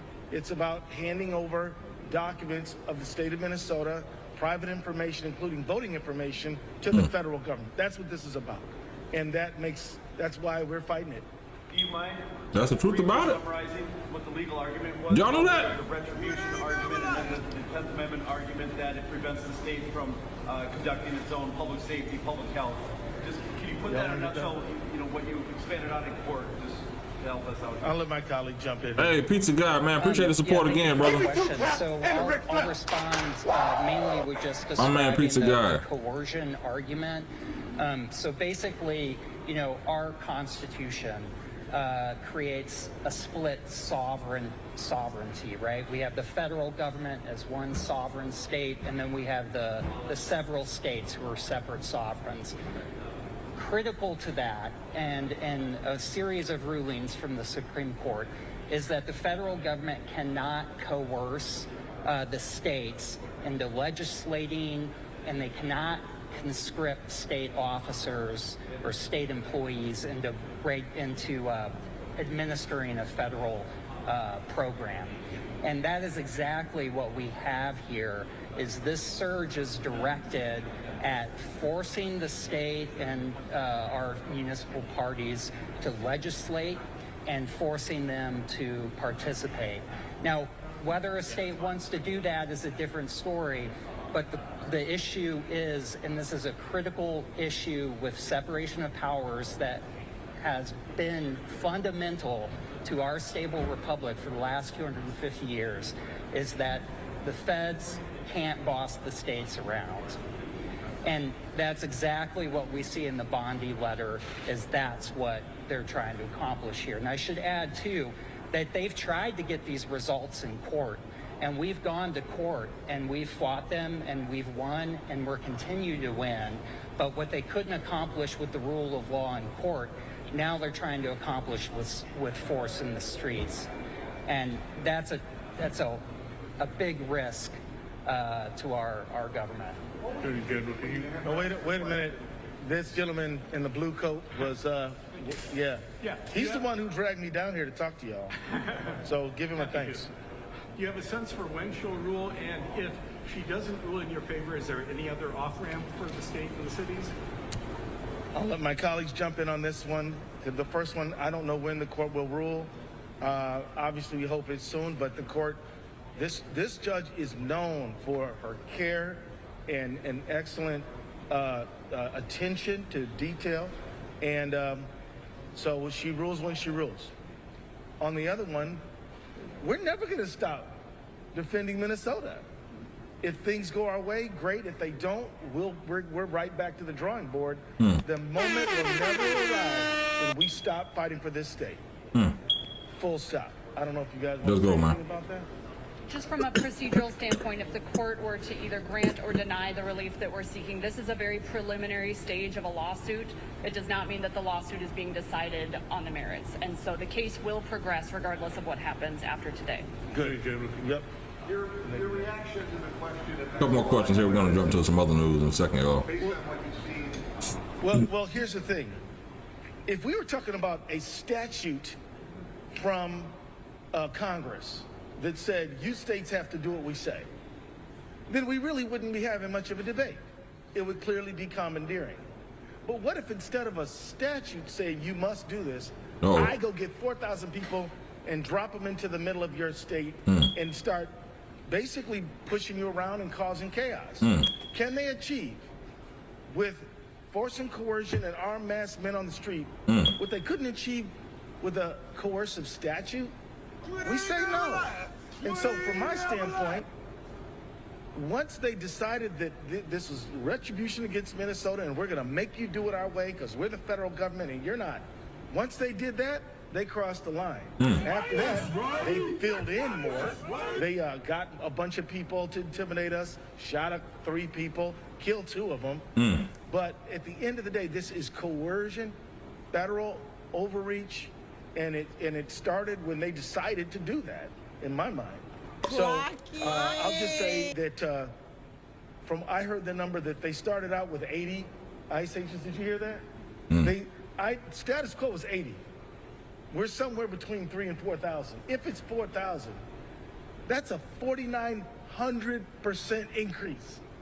Now, if there's such thing as too many, 4,900% increase has got to be too many. But the number is not really the issue for me. The number is how they're achieving their original illegal decision to coerce us. But they did it through, I don't know, social media posts, all these people on the street. All this stuff amounts to coercion, and it's got to stop, and I pray it stops right away. One more question, don't be mad at me, but he was loudest, so he gets the last question. And he's from North Dakota, so we got to be nice to our cousins. Los North Dakota wants to know how much this decision here would affect the country, the nation, because you're talking about sovereignty. Right. Sovereignty of individual states. That's right. How important is this decision that this judge makes today, or when she makes it, to the sovereignty of individual states in the country?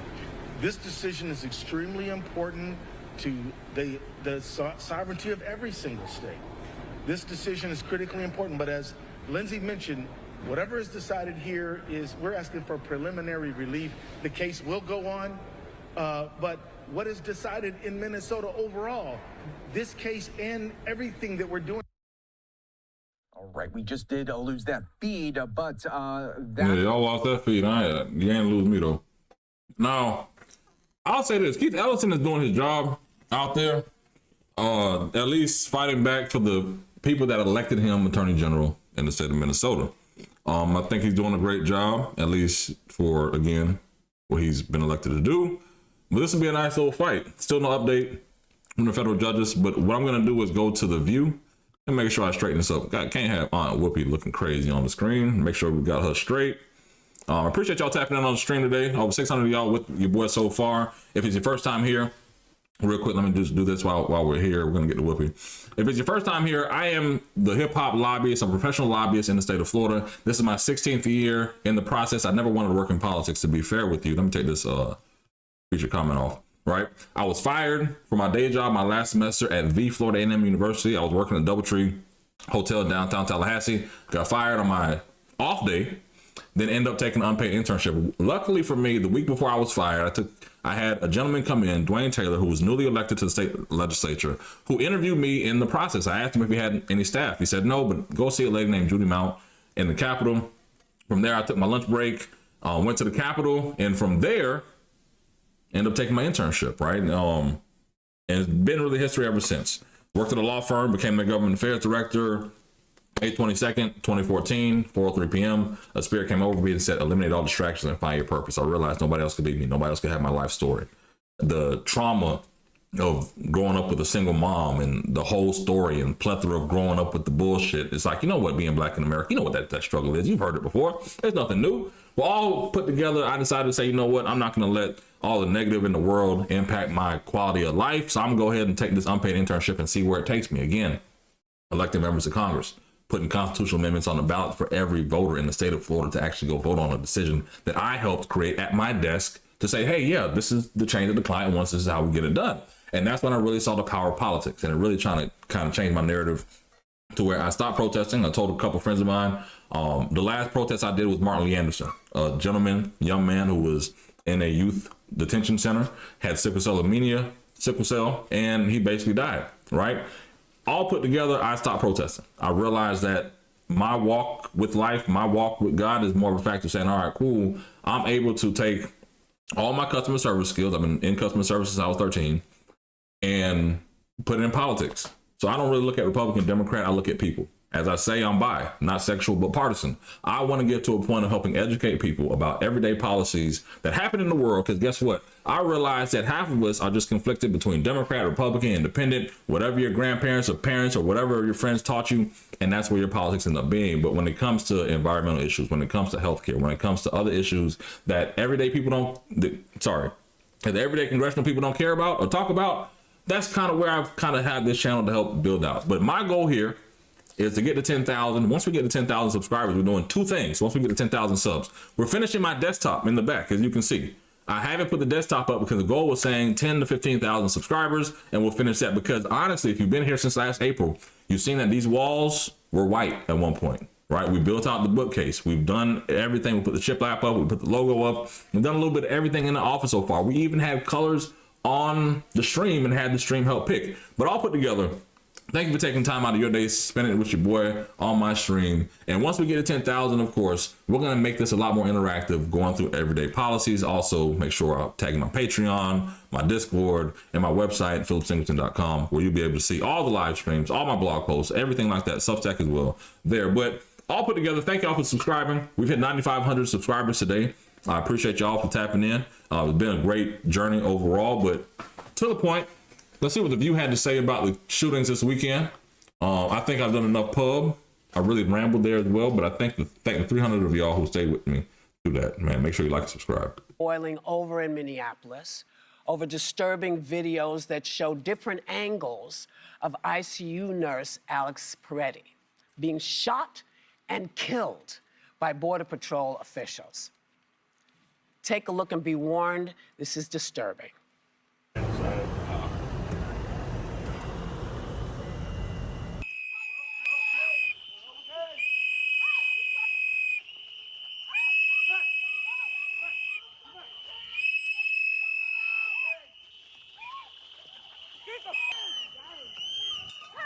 And piece all of this together.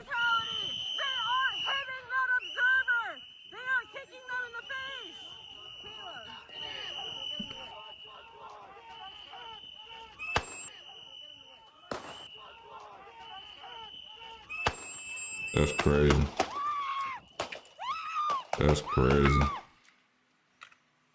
The account that federal officials are giving on what happened is vastly different than what a lot of other folks actually saw.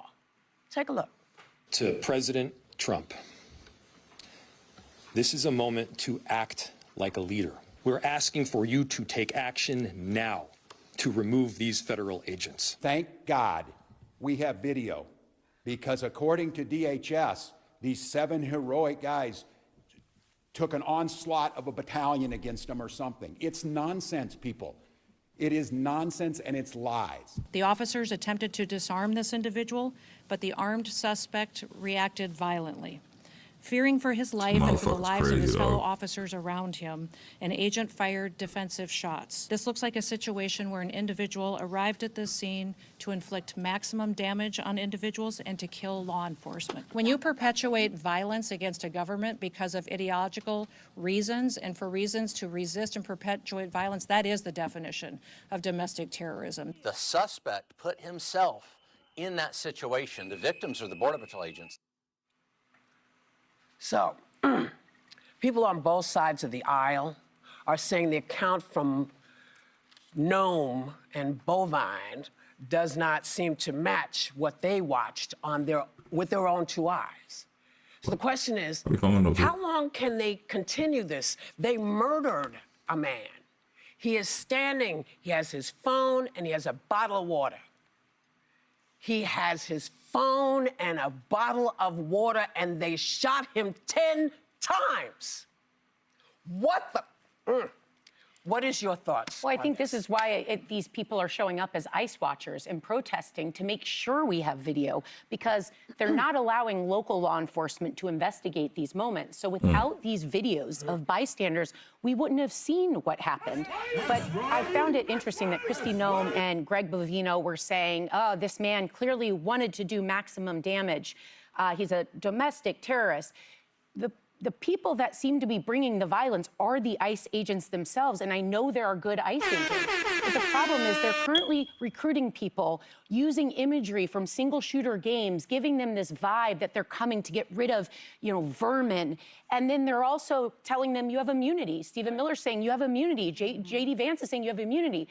They're not only not going to just win by shooting people, they're not even getting investigated properly. So the administration has spoken and set the tone for this, and that's what we're seeing right now. And that's why people are being killed completely unjustly, because they not only came after him, when you watch those videos from a gazillion different angles, and there's not a lot of gray area, they're also spraying them with a pepper spray before they're even doing they're not even doing anything. Yeah. And people have a right to blow whistles, to call out. Those are all protected First Amendment rights. There is no Brody with the pepper spray was going ham for no damn reason, what you bro. just Like, referenced, how you Stephen pepper spray Miller a and bitch and J.D. expect them to Vance sit still? saying that ICE agents have absolute immunity, that came after the death of Renee Good. So the ICE agents are told they have immunity, and they go out and they do it again. They are emboldening and empowering the lawlessness and the abuses of power that are going on by some of these federal agents. And I think that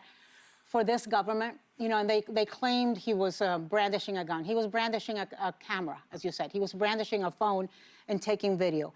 Because this government does something that I'm not used to saying about a U.S. government. It lies to the citizens. It lies to the people. And so for them, a camera is just as dangerous as a gun. Correct. Because what they don't want is for people to see the truth. They don't want people to see the 5-year-old Liam Ramos, who was detained and used as bait. They don't want people to see little Chloe, a 2-year-old who was detained and sent to a center in Texas. They don't want people to see the 70-year-old elderly U.S. citizen man, Mr. Tao, who was dragged out of his shower practically naked into the snow. They don't want people to see the cruelty that they are inflicting on women, on children. And so what Alex Pretti was doing. Citizens, residents, people with pending asylum claims. They want you to believe that they are taking murderers and rapists and serious criminals off the streets. If that, in fact, was true, they would be showing us evidence and we would all be clapping. But that is not what they are doing. What they are doing is lying to the American people. And they are lying about Alex Pretti. So I will ask your indulgence because I want to read the statement from his parents. Because I can only imagine the pain of seeing your son killed and then seeing your government lie about him, calling him a domestic terrorist who wanted to massacre federal agents. So this is what they said. Michael and Susan Pretti. We are heartbroken, but also very angry. Alex was a kind-hearted soul who cared deeply for his family and friends, and also the American veterans whom he cared for as an ICU nurse at the Minneapolis VA hospital. Alex wanted to make a difference in the world. Unfortunately, he will not be with us to see his impact. I do not throw around the term hero lightly. However, his last thought and act was to protect a woman. The sickening lies told about our son by the administration are reprehensible and disgusting. Alex is clearly not holding a gun when attacked by Trump's murdering and cowardly ICE thugs. He has his phone in his right hand and his empty left hand is raised above his head while trying to protect the woman ICE just pushed down, all while being pepper sprayed.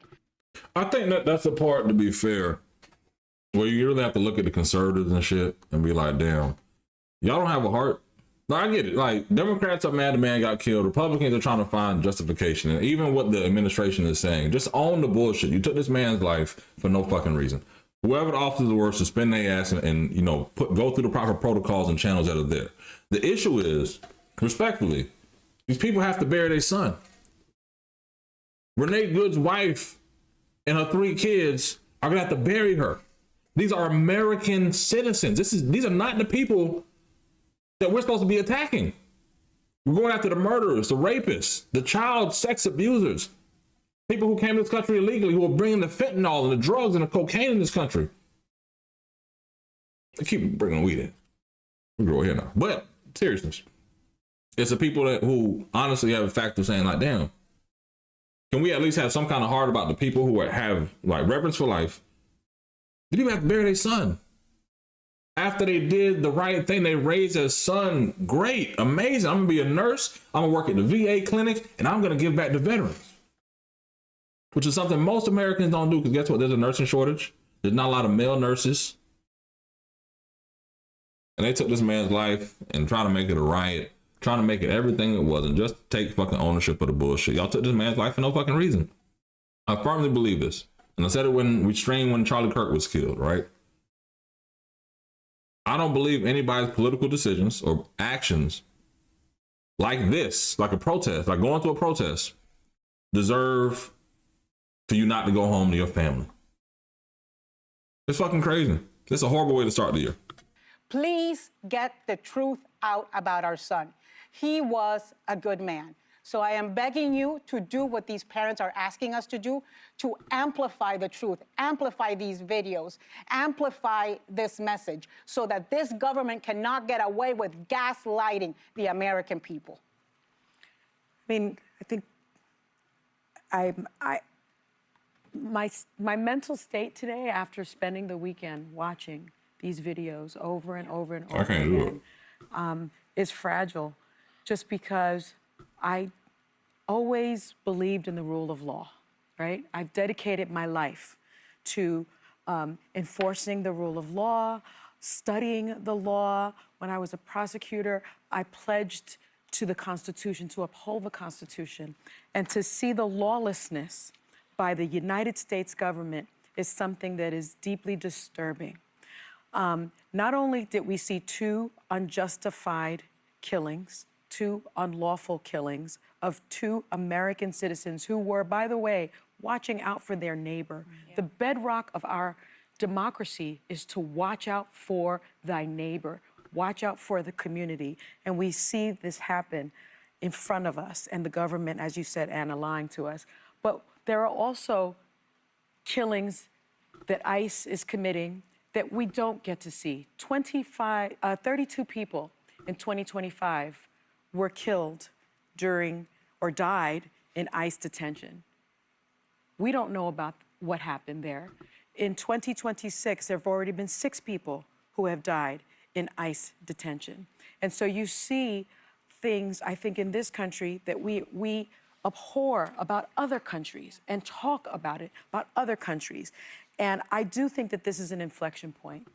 I think that Alex Pretti's death, while such a horrible tragedy, may indeed lead to some kind of change, because I have never seen this type of groundswell from Americans that I saw this weekend, quite frankly. And I want to jump off of that because I also woke up angry and I'm like, this is the world I'm bringing my child to. It's an America I don't recognize today. And I'm so sick of my party saying to people, if you care about border security and you care about getting criminal undocumented migrants out of this country, you have to tolerate this. That's not true. This is incompetence by law enforcement and it's cruelty by law enforcement. And they're also arguing at this point, and we're going to get into the Second Amendment aspect more, but you basically have to give up your First Amendment right. Your First Amendment right to peaceably assemble, to film, to show up at a protest. Your Second Amendment right to lawfully carry a firearm, which, by the way, was taken off of his person before he was shot 10 times. Yes. And you have to give up your Fourth Amendment right to not be unlawfully searched or seized. Now they're saying that they can go to your door, they can drag you out in the snow, even if you're a U.S. citizen, they can search your home and they don't need a warrant to do it. Like, do we stand for anything if not for basically half of the Bill of Rights at this point? Like, that's where I'm completely lost. But I'll remind you of this. 140 million people are snowed in right now, and they're glued to their TVs. And the administration can say whatever the hell it wants. We have our eyes and we have our ears and we know what we saw. We've all seen those This is a tide videos. shift. I'm seeing it from every corner. My least political friends, celebrities who never weigh in, politicians, a good number of Republicans are coming out. I want to see far more, but are saying this needs a thorough investigation. It's devastating, and I hope people will wake up. And frankly, you know, I don't know what you're investigating if you're not investigating the straight up murder. The straight up murder. This is the second one. The second murder of an American citizen who is doing what they are. You haven't gotten rid of the Bill of Rights yet. So people don't know that we're not supposed to go out and do this. So I don't understand what you're investigating. What? You see it. You're not blind. And if you don't see it, it's willful. Because you're not looking. You can't sit by this. Chrissy Noem, you can't justify this. Mr. what is his? I don't want to Bovino. Mr. Bovino, you can't justify this. You can't justify either one. No. And we all see it. And we see you for what you are. You all have blood on your hands. I think they realize it, but I don't think they give a fuck, respectfully. I just honestly don't think that they really give a fuck about having blood on their hands. They're trying to save the country. Trying to get the immigrants out, buy Greenland, take Venezuela oil, which I believe is really for the data centers. But it's a whole nother issue. People are like, oh, you need data center oil. Like, yeah, you need oil for the data centers. Like, that's a part of it. Let's go to Mom Donnie here. He's talking about Trump. He's talking about ICE. He's talking about me. We're going to get an old boy on the show one of these days, I promise. Make sure you join us Friday. I almost forgot. Friday, we're having Senator Chevron Jones, State Senator Chevron Jones, 1:30 p.m. on the channel. I'm going to make sure I add it to the YouTube list so you can see it. Make sure you subscribe, hit the notification button, tap in. We're going to be discussing the redistricting that's happening in Florida, his journey from Florida A&M University to the Florida House and the Florida Senate. He was actually one call away from Joe Biden last cycle. I mean, I want to say Chevron was just about everywhere Joe Biden was during the 2024, 2023 pre-presidential election cycle year, right? Also, what's wrong with Democrats, right? Because in Florida, we have a situation where we have a former Republican, David Jolly, running on the Democratic ticket, and Democratic consultants are selling them as the great white hope in a post-DeSantis world when Byron Donalds is leading on the Republican ticket. We'll see. But either way, make sure you tap in Friday, 1:30. We'll check in with your boy. Let's check out Mem Donnie now. I appreciate y'all tapping in with your boy. Standing strong. Make sure you like and subscribe, man. Let's try to hit 9,600 subscribers. We hit 9,500. Let's see if we can hit 96. If we get 9,600 subscribers today, I may stream again at 9:30 tonight. Let's get into it. Thank you for coming. You got a huge storm coming. This is a big test. Are you ready? Is the city ready? I'm very much ready. And I think this is a moment where we can show that this is a city government that's ready to meet the challenge that New Yorkers are facing. And we're talking about it could be 8 inches of snow, it could be 18 inches of snow. It's quite a range. It's quite a range. But the good thing is that we have an incredible set of city workers who have been out as of 6 a.m. this morning, brining highways, major roadways, making sure that we're prepared for any eventuality. And then we've actually procured 700 million pounds of salt just to be ready for a moment like this. Because we've seen snowstorms undo mayors. I mean, you know, I'm reminded by everyone. Mayor Bloomberg was in Bermuda one year, I remember, when a big storm hit. So you could be really judged. This is people are going to look at you and say, did he pull it off? And I think, New Yorkers are right. I mean, you're not the one actually plowing the streets, but, No, but they're right to ask, which is, can city government help me in my most day-to-day needs? And on Sunday, we're talking about a level of snowfall that will change the way New Yorkers can move around the city. So yes, we're asking New Yorkers, stay home, watch some terrible reality TV with your friends and family. But on our end, we have to deliver, and I'm just really proud of the city workers who are doing exactly that. And I've heard it said there's no Democratic or Republican way, I guess no Democratic socialist way to plow the streets. If you're a LaGuardia. Yeah, I mean, so is that true? I mean, is that basically, it's just competence? You have to deliver it. And I have to tell you that for as much as I believe deeply in the importance of public goods, I believe just as deeply in the importance of public excellence. Yeah. New Yorkers want to know that every dollar they're spending in taxes is coming back to them in a quality of life and quality of service that is unparalleled, and that's what we're looking to prove. As you took office, you said something I found interesting. You said that there are a lot of people, you acknowledged, who view your administration with distrust and disdain, and the only way you can win them over is with the results, which is what you're saying. You've got to get it done. I think that there's nothing more powerful than the power of example. New Yorkers, they have heard every conceivable set of words and every kind of different sentence. What they are looking for, however, is the work that you do. And so frankly, it's been 23 days now, by the time this airs, 25 days. And in that time, we've been trying to build a city government that moves at the speed of New Yorkers walking down a street. And so day one, we went to put a bad landlord on notice and stand with tenants who are living through the kind of conditions no New Yorker should have to live through. Day 6, we fixed a bump on the Williamsburg Bridge. Day 8, we secured more than $1 billion to deliver universal childcare to New Yorkers. It's a mantra of there's no problem too small, no issue too big for city government to take on. And you've set sky-high expectations. I mean, you've talked about transforming the city, rebuilding the city. How are you going to measure that? What are the metrics? How are we going to look back and say he pulled it off or he didn't? I think it comes back to what we spoke about every day of the campaign. We spoke about freezing the rent for rent-stabilized tenants, delivering universal childcare, and making the slowest buses in America fast and free. And so that's why it's so important that our focus in this beginning stage is advancing that agenda. So it's not just the more than $1 billion for universal childcare, it's also unpausing the bus projects that the prior administration had put on hold so that you're not traveling at 5 miles an hour when you're getting on the bus in New York City. You're actually able to get to where you're going. It's going to cost a lot of money, and we've seen now that Mayor Adams left you with a deficit staggering $12.6 billion. How are you going to deal with that? Well, I think it's, frankly, in the words of the Jackson 5, it's as easy as ABC. This is an Adams budget crisis. What we are inheriting is a scale of gross fiscal mismanagement that leaves us with a debt, the kinds of which we haven't seen since the financial crisis. And what we will not allow, however, is the failures of the last administration to dull the ambitions of our own. And so we continue to believe the way that we meet this challenge, frankly, is by having the wealthiest New Yorkers pay a little bit more in personal income taxes, the most profitable corporations pay a little bit more in their corporate taxes, and then to change the relationship between the city and the state. And what I mean by that is a little bit more is going to cost some people their jobs, bro. Let's be for real. Can't just, hey, you pay more. You know they're going to do two things. They're going to lead a damn city, or they're going to cut the damn jobs. What are we talking about? That here in New York City, we send about 54.5% of the state's tax revenues. We receive about 40.5%. We want to see a relationship that's more reflective of the city's status as the economic engine of the state. And we know that New Yorkers, working class New Yorkers, they did not cause this crisis. We cannot let them be the victims of it either. But you're going to need Albany. You need the state legislature and the governor to sign off on those tax increases.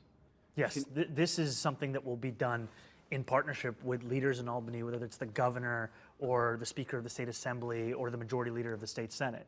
And what we've also made clear is this issue is one that was created prior to their leadership. We're talking about the previous mayoral administration. We're also talking about then Governor Cuomo's decade-long efforts to raid the city's coffers. But it also means that you promise something to your base that'll be politically in the bullshit of the New York Assembly to approve. So you really promise something that you know you can't damn do. And that's what I hate about Democrats, politicians in general, is good damn well when you make this promise, even before the question was asked, that it still is going through a process that you can't control, right? And because of that, you're trying to play safeguard to where, hey, we're going to gas my base on promising what I said I was going to do for y'all to vote for me.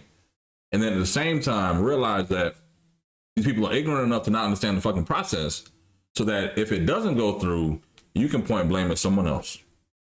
They're doing the same thing in Florida with Governor DeSantis with property taxes. He talked about taking off homestead, property taxes. But instead it's going to impact the schools, the police, the firefighters, the parks, local governments, county governments, all these other things. You know what happens? The governor hasn't said anything. And then he keeps stressing the fact of, hey, legislators, you need to pass this. People keep asking me about it. And they're saying, okay, put out a plan. And he won't do it. So that eventually, if he doesn't put out a plan and the legislature doesn't do it, he can point the finger at someone else and blame them. But he also understands that if this passes, I'm not going to be the governor. I'm not going to be around when the shit gets implemented. So any impact that this has won't be signed on by me. It'll be signed on by the next guy. So if the states end up, or the counties and the cities end up going bankrupt from the property tax changes, the amendments that are going to be on the ballot next year, then all of a sudden, we're up Just Creek without a paddle and your boy's gone. This is why you got to really pay attention. That's why I'm saying I'm starting the channel. Why I realize that a lot of politicians are bullshit you. That's why I can at least hear this interview and break down what's saying, like, you know what you're basically saying is kicking the can down the road because you need to keep your base happy. Your base needs to hear that you're going to tax the wealthiest. Your base needs to hear that you're going to tax the corporations and the millionaires and the billionaires, right? They need to hear that because it's a Democratic talking point. But what they're not hearing is the actual process that, you know, it's a long shot to actually make this shit happen. But the governor, at least now, is making it clear she doesn't want to see more taxes, more income taxes.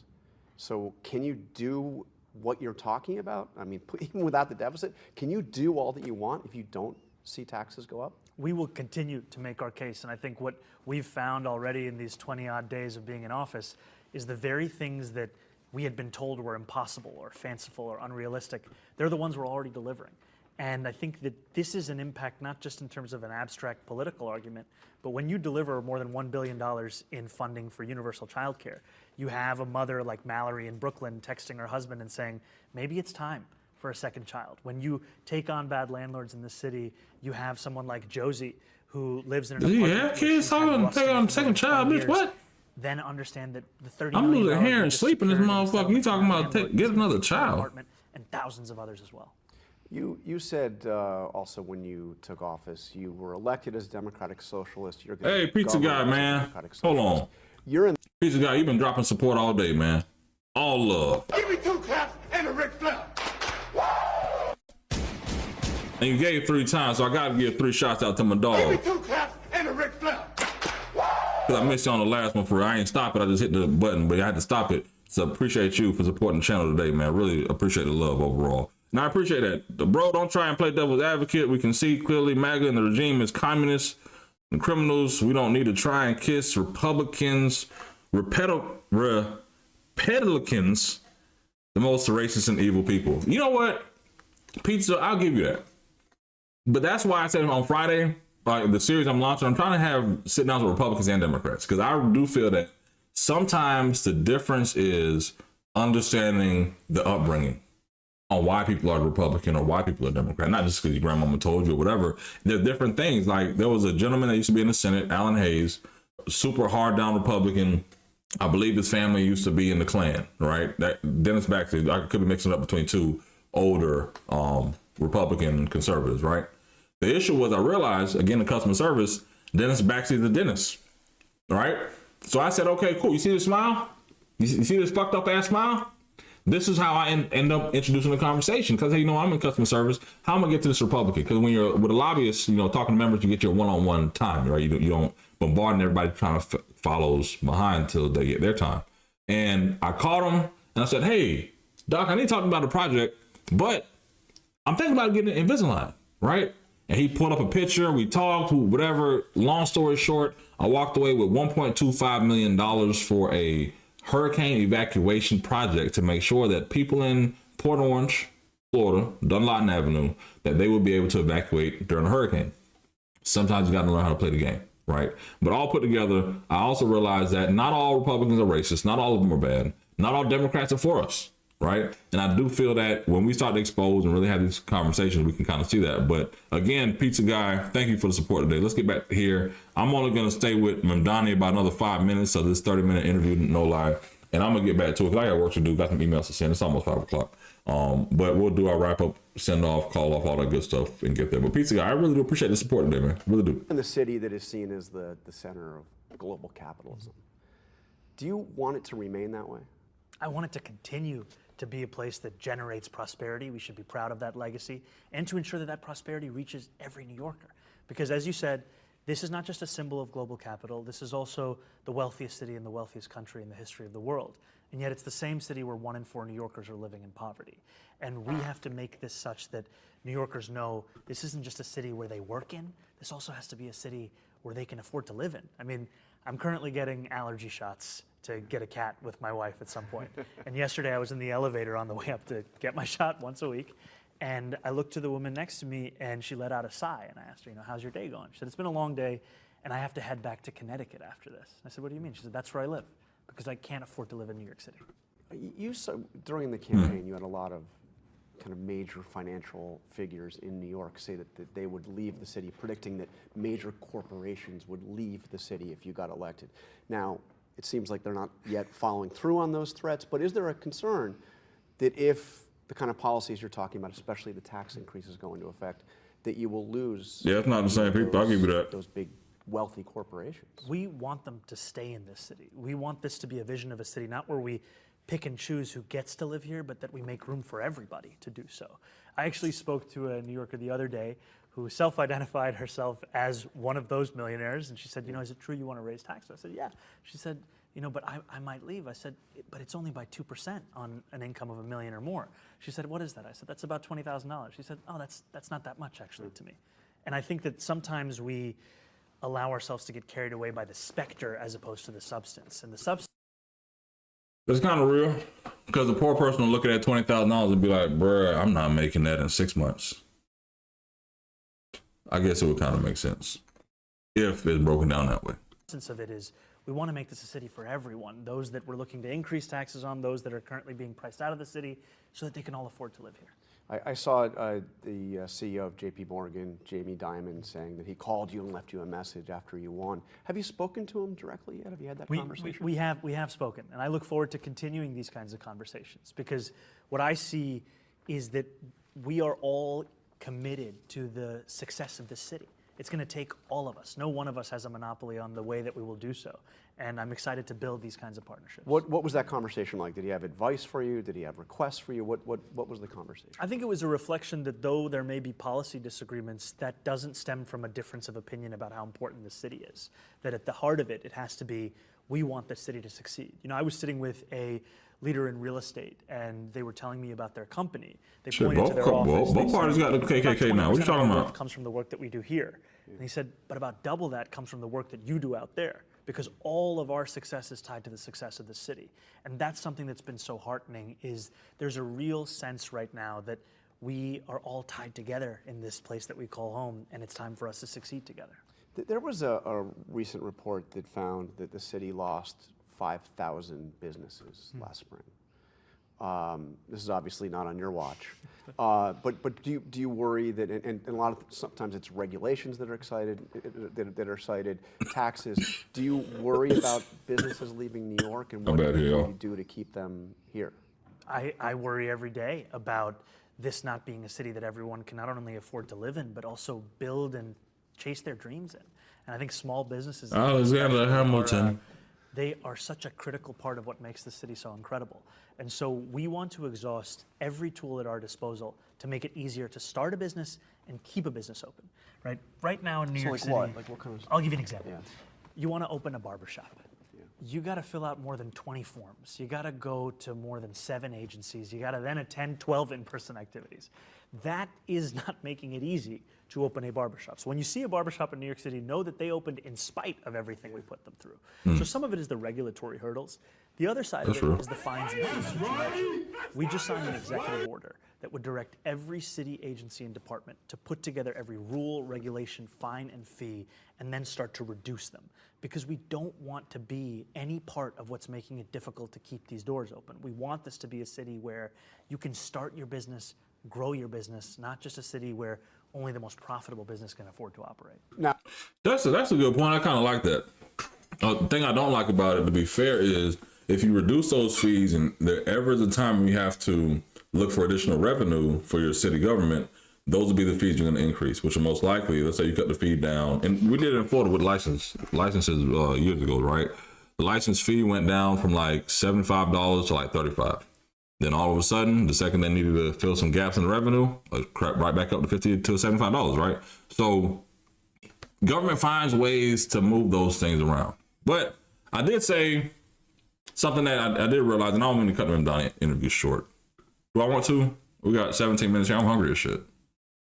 We're going till 4. We're going to end at 4. Those ideas, we're cutting end regulations, cutting fines and fees, those sound like ideas that are, I mean, you could see Republicans applauding. And I think this is, for every New Yorker that I speak to, they ask me less, how do you describe your politics? And more, does your politics include me in it? And we want to show that a politics that cares about the city, that loves the city, it's a politics that puts working people at the heart. Man, pizza guy for the support, brother. Give me 2 claps and a Ric Flair. You had a line in your inaugural speech on New Year's Day that got a lot of attention. You said, "We will replace the frigidity of rugged individualism with the warmth of collectivism." What did you mean by that? I meant that too often New Yorkers are made to feel as if their struggles are only their own, that the issues they're facing in their life are for them to figure out. And what we want Pizza guy, we need to get you on the stream one day, man. We understand that. Thank you for the support today, for real. A place where we understand this is one where we're in this together. You know, the other day we opened 2 youth clinics, and this is a place where young people in New York City can come to receive social services, vocational training, mental health services. It's exactly for a New Yorker like that who's been made to feel as if your trials and tribulations, they're on your shoulders alone. We're trying to tell those New Yorkers and every New Yorker that we're here for you. We're trying to make the city where we can make it easier for you to be. But let's just take the 2 parts of that. Rugged individualism, frigidity of rugged individualism. A lot of people look at America and they say rugged individualism is kind of what made the country. Do you have a problem with rugged individualism? I think I have a problem with how so many are alienated from the city that they live in, the state that they're in, the society that they belong to. They're made to feel not that they can't pursue their own dreams, but that this mountain is only for them to bear. And what I've found time and again is that the most transformative policies that we can have for New Yorkers, they're only possible if we're actually achieving them together and if every New Yorker sees themselves as part of that whole. And the warmth of collectivism. I mean, a lot of people associate collectivism with Stalin's Russia, with Mao's China. I mean, there is a negative connotation. That's the historic context. That's I not know at you all don't. I know you don't want it. But I mean, when you use that phrase, do you think of that connotation at all, or worried that people will? No, my intention was just to speak about how this isn't a movement of an individual; it's a movement of a collective, and it's through that collective that we've been able to weather the storms. It's through that collective we'll be able to deliver. But it's one of New York City delivering for New Yorkers. All right, let's talk about Donald Trump. Okay. You seem to have found that meeting in the Oval Office was something. Take us behind the scenes. What was it like when you got there? Were you surprised by how it went? Here we go. You know, I think for as much as it was a conversation between the President of the United States and myself as the then mayor-elect of New York City, it was also a conversation between 2 people who come from this same city and care deeply about it. And I think the President said it himself in the Oval Office in front of the press, where he said the better this city does, the happier he is. And I made the case that for this city to do well, we have to take on the affordability crisis. We have to take on the cost of living crisis. And this means housing, childcare, public transit, groceries. It means every single thing that's squeezing people in the city. And I think what we actually found is that in our campaign, by focusing on what New Yorkers were facing as opposed to lecturing them about what they should care about, we actually had more than 60,000 New Yorkers who voted for the president, then also vote for me. And I think that for all of the focus on how you describe a movement, what's far more important is, can you deliver for that movement? And that's what we're trying to show. But what was They're really saying the same thing to 2 different audiences. That's the biggest thing you realize when you really listen to the campaign narrative, right? The main 3 things people always talk about, any campaign, any pollster, they're polling healthcare, jobs, education, right? And that's why you'll hear every candidate talking about jobs, education, making sure, you can know men and women's sports. This is a niche of the education sector as well. And everything else, healthcare, Medicaid, Social Security, Medicare, all other shit, right? So you end up realizing that that's all people care about. But the issue is how people hear it. You have to understand that when you run campaigns, you're working with the subconscious of people. I always tell folks that running campaigns is just like winning Super Bowl, NBA Finals, the French Open, anything else. It's just as physical as, you know, athletes or athletics. However, you have to have somebody who, like Mamdani, a candidate that you may argue with your wife and your husband about, or your grandparents, your in-laws, whatever. Someone that you got to go to bed, get out your bed, and then go vote for. So that means that you have to work with a lot of subconscious shit. That means that the mailers that come to you, the palm cards, the people waving signs, the radio, the digital ads, the TV, the algorithm, like, damn, who's this candidate? I keep seeing them, right? All that plays a role in it. But at the end of the day, what you have to realize is that it depends on how people hear it. I'm gonna give you an example. 2018, we're running a congressional race, and we're running from Jacksonville, Florida to Tallahassee, right? One of the most gerrymandered districts in the country. And the issue was gun violence and inner city crime, right? Because we're dealing with the issue of gun violence across the board, but I looked at gun violence different from inner city crime. You know why? Because inner city crime may have gun violence associated with it, but people look at it different. They interpret it different. People may look at gun violence as a parking shooting, a school shooting, and things of that nature, right? They're not looking, they'll look at Second Amendment rights for gun violence. They won't look at inner city crime the same. So me as the messenger, the senior advisor, saying, okay, cool. When the pollsters were polling these issues, all right, cool. Make sure that you add this in. Add inner city crime and gun violence, because I need to see if there's a discrepancy here. And there was in that product. If I can find that poll one day, I will pull it and share it. But basically it was like 67% of people, Democrats or whatever, cared about gun violence, whatever, 98% of Republicans. Cool. But when it came to inner city crime, it was 90% across the board. So that to me made sure that there were different elements of what we're talking about and how we make things work. Case in point, another example I'll give is in that same poll, when we polled our opponent who was a pharmacist saying, okay, cool, this is the middle of the pandemic. Sorry, this is 2020. This is the middle of the pandemic, right? So people having transitioned to Zoom meetings, and my candidate was 70 plus years old. So moving virtually to virtual meetings wasn't keen to a lot of old congressional candidates, to be factual, right? However, I also realized that I asked in the poll, what makes our opponent more credible? And found out that him having a degree in pharmacy made him more credible than us in the middle of the pandemic, and it won some people over on his answers. And I realized, okay, cool. If this is what the poll's telling me, I have to move him out the box, right? And realizing that you could say something about healthcare, but I have to separate myself. Like I have to give you a different message on what you're looking to hear. And all put together, that's what Mamdani is saying. Is that the same people, 60% of the people who voted for Trump in New York voted for him as mayor as well, because even though the messaging was different, attacking Biden versus the cost of living, I think he did, Mamdani did halal, the price of halal in New York. That's when I first really caught on to him. Those are two different things that speak to different dynamics of voters, but all of a sudden, when people go in the voter box, it makes sense.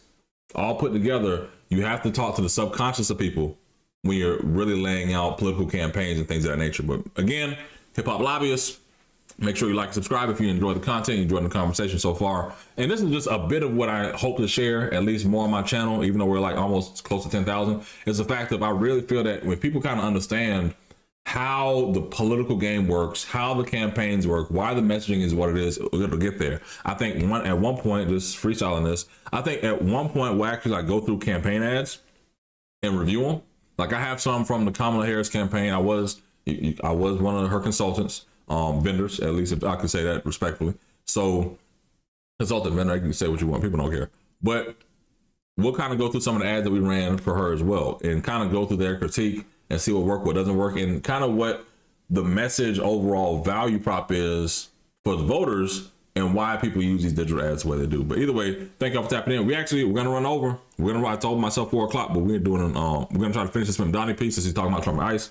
Then we'll probably end out, but make sure you like and subscribe.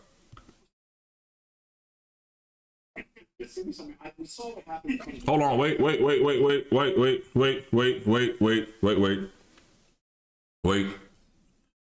Bunny, thank you for your support. I see you dropped a dub in the chat, super chat. I really do appreciate all the love and support we've gotten in the chat today. I don't ask for the subscribers, but one thing I am going to do is say, Bunny, that's for you. Thank you for supporting the channel. Thank every single one of y'all for coming out to the channel. Wait a minute, I got another donation. Pizza Guy, $50. Damn, Pizza Guy. This is wild. Thank you, Pizza God, my man. This is unexpected. Very unexpected. We gotta hit it again. But my man Pizza God supporting the channel today, man. Give me 2 claps and a Ric Flair. My man, I appreciate every single one of y'all. Let's get back to it though. Was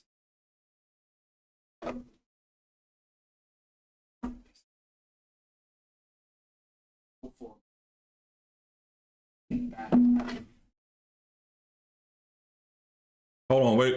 I think I just realized, hold on. Got an audio issue I just caught. This happens every now and then with the stream. Hold on, y'all give me 1 second. Just realized the audio wasn't working. Gotta tap out and then tap back in. And there we go. The volume should work now. Hold on, wrong video. Intricacies of New York City. Those are intricacies that can range from zoning laws to municipal policy to the larger scale issues that people are facing. And I think that, you know, one thing about that conversation is we were both honest and direct with each other about places that we had disagreements. And we also were looking to find the places that we could align to deliver for the same New Yorkers that we both care about. And I hear you've been texting with him lately. By the way, how did you get his number? Did he share it with you when you were with him at the White House? He gave me his number. I'll say that the conversations between the president and I are private, and I'll keep them there, but they are always back to the question of New Yorkers. You know, the federal administration's policies, the decisions that they make, they have a massive impact on this city. And when they will hurt New Yorkers, I will stand up and speak very clearly about that. And when they will help New Yorkers, I'll say the same. The conversations are private, but let's just talk about the frequency. I mean, what happens? Do you hear from him? Do you reach out to him? How does this work out? How often? Yeah, give me something. I mean, come on. I text him occasionally. You know, I think it's less about the maintenance of a personal relationship. It's more about delivering for the people of the city. And I'll tell you that over the course of the campaign, I said very clearly, where the president is looking to pursue policies that will hurt the city, I'm going to be there on the front lines. And when the president is looking to pursue policy to help the city, I'll embrace that opportunity for working together. And I think what we're seeing right now is the need, as the leader of this city, for me to make that case to anyone across this country. You did talk at least about one of the conversations after the U.S. went into Caracas and got Maduro in Venezuela. You called to express your concerns. What made you do that, and what kind of a response did you get? You know, I was concerned in part because as the leader of this city and seeing that this was going to be something that would have an impact on our own city, and also to be very direct and honest with the president that these actions were a violation not just of federal law, but international law. They were in pursuit of regime change. That's in stark contrast to the policies that I and many others have wanted to see in our country. And I always make clear to be direct about that, because I think a lot of times in our politics, you seem to have to do an equation to find out where somebody stands on something. And I want to be very honest about where it is that I stand, and to have that be a direct conversation. And did you just... And I was in it actually there. I think interview actually seems pretty good today. I have to pick up the second half of that, but again, been a busy day, long day for what it is. And I've been with y'all for about 2 hours, 45 minutes. Been a great stream so far. Appreciate every single one of y'all who tapped in. Over 126,000 of y'all have tapped in today on the stream. Over 200 of y'all still with us. You all, people, humans, no bots on the stream right now. I appreciate every single one of y'all taking time out of your day, spend it with me. Just know one thing. All I ask. When you lay your head on the pillow at night, I'll give you everything I got. I want to thank Bunny and Pizza Guy for overly supporting the channel today. Listen, I appreciate every single one of y'all. The biggest achievement we have today is over 9,500 subscribers. We're almost at 10,000. That means that we're almost at a desktop. Now, a lot of y'all didn't know. When we said we're hitting 10,000 subs, that means that we're going to finish the desktop because we built this office out together, right? Let me zoom out a little bit so y'all can see, and not just my face. I know y'all are like, damn, okay, cool. This brother all zoomed in on his face. Let me zoom out a little bit, right? So my people can see. We're waiting on the desktop. So we're waiting on 10,000 subscribers. So if you're here on the channel right now and you have not subscribed, I believe over 98% of people haven't subscribed. That's okay, cool. I appreciate you still tapping in, because guess what? I'm on your algorithm now, baby. You've been stuck around with me for long enough. So either way, thank y'all for tapping in. 10,000. We're finishing the desktop and the desk. We're going to officially zoom the camera out. And we're gonna get the whole office. You know how all the streamers look with the cameras and the lights and all that? We're gonna move everything back. We're gonna make this all pop, right? But either way, again, over 122,000 of y'all. Let me just check the numbers one more time. Over 126,000. Right, tapping in with us today. Over 200 of y'all still with me. Either way, y'all be safe. Y'all make sure y'all like and subscribe. Thank y'all for taking the time out of your day, checking in with your boy, man. I do appreciate every single one of y'all. And more than anything, I'm out, man. Y'all be good.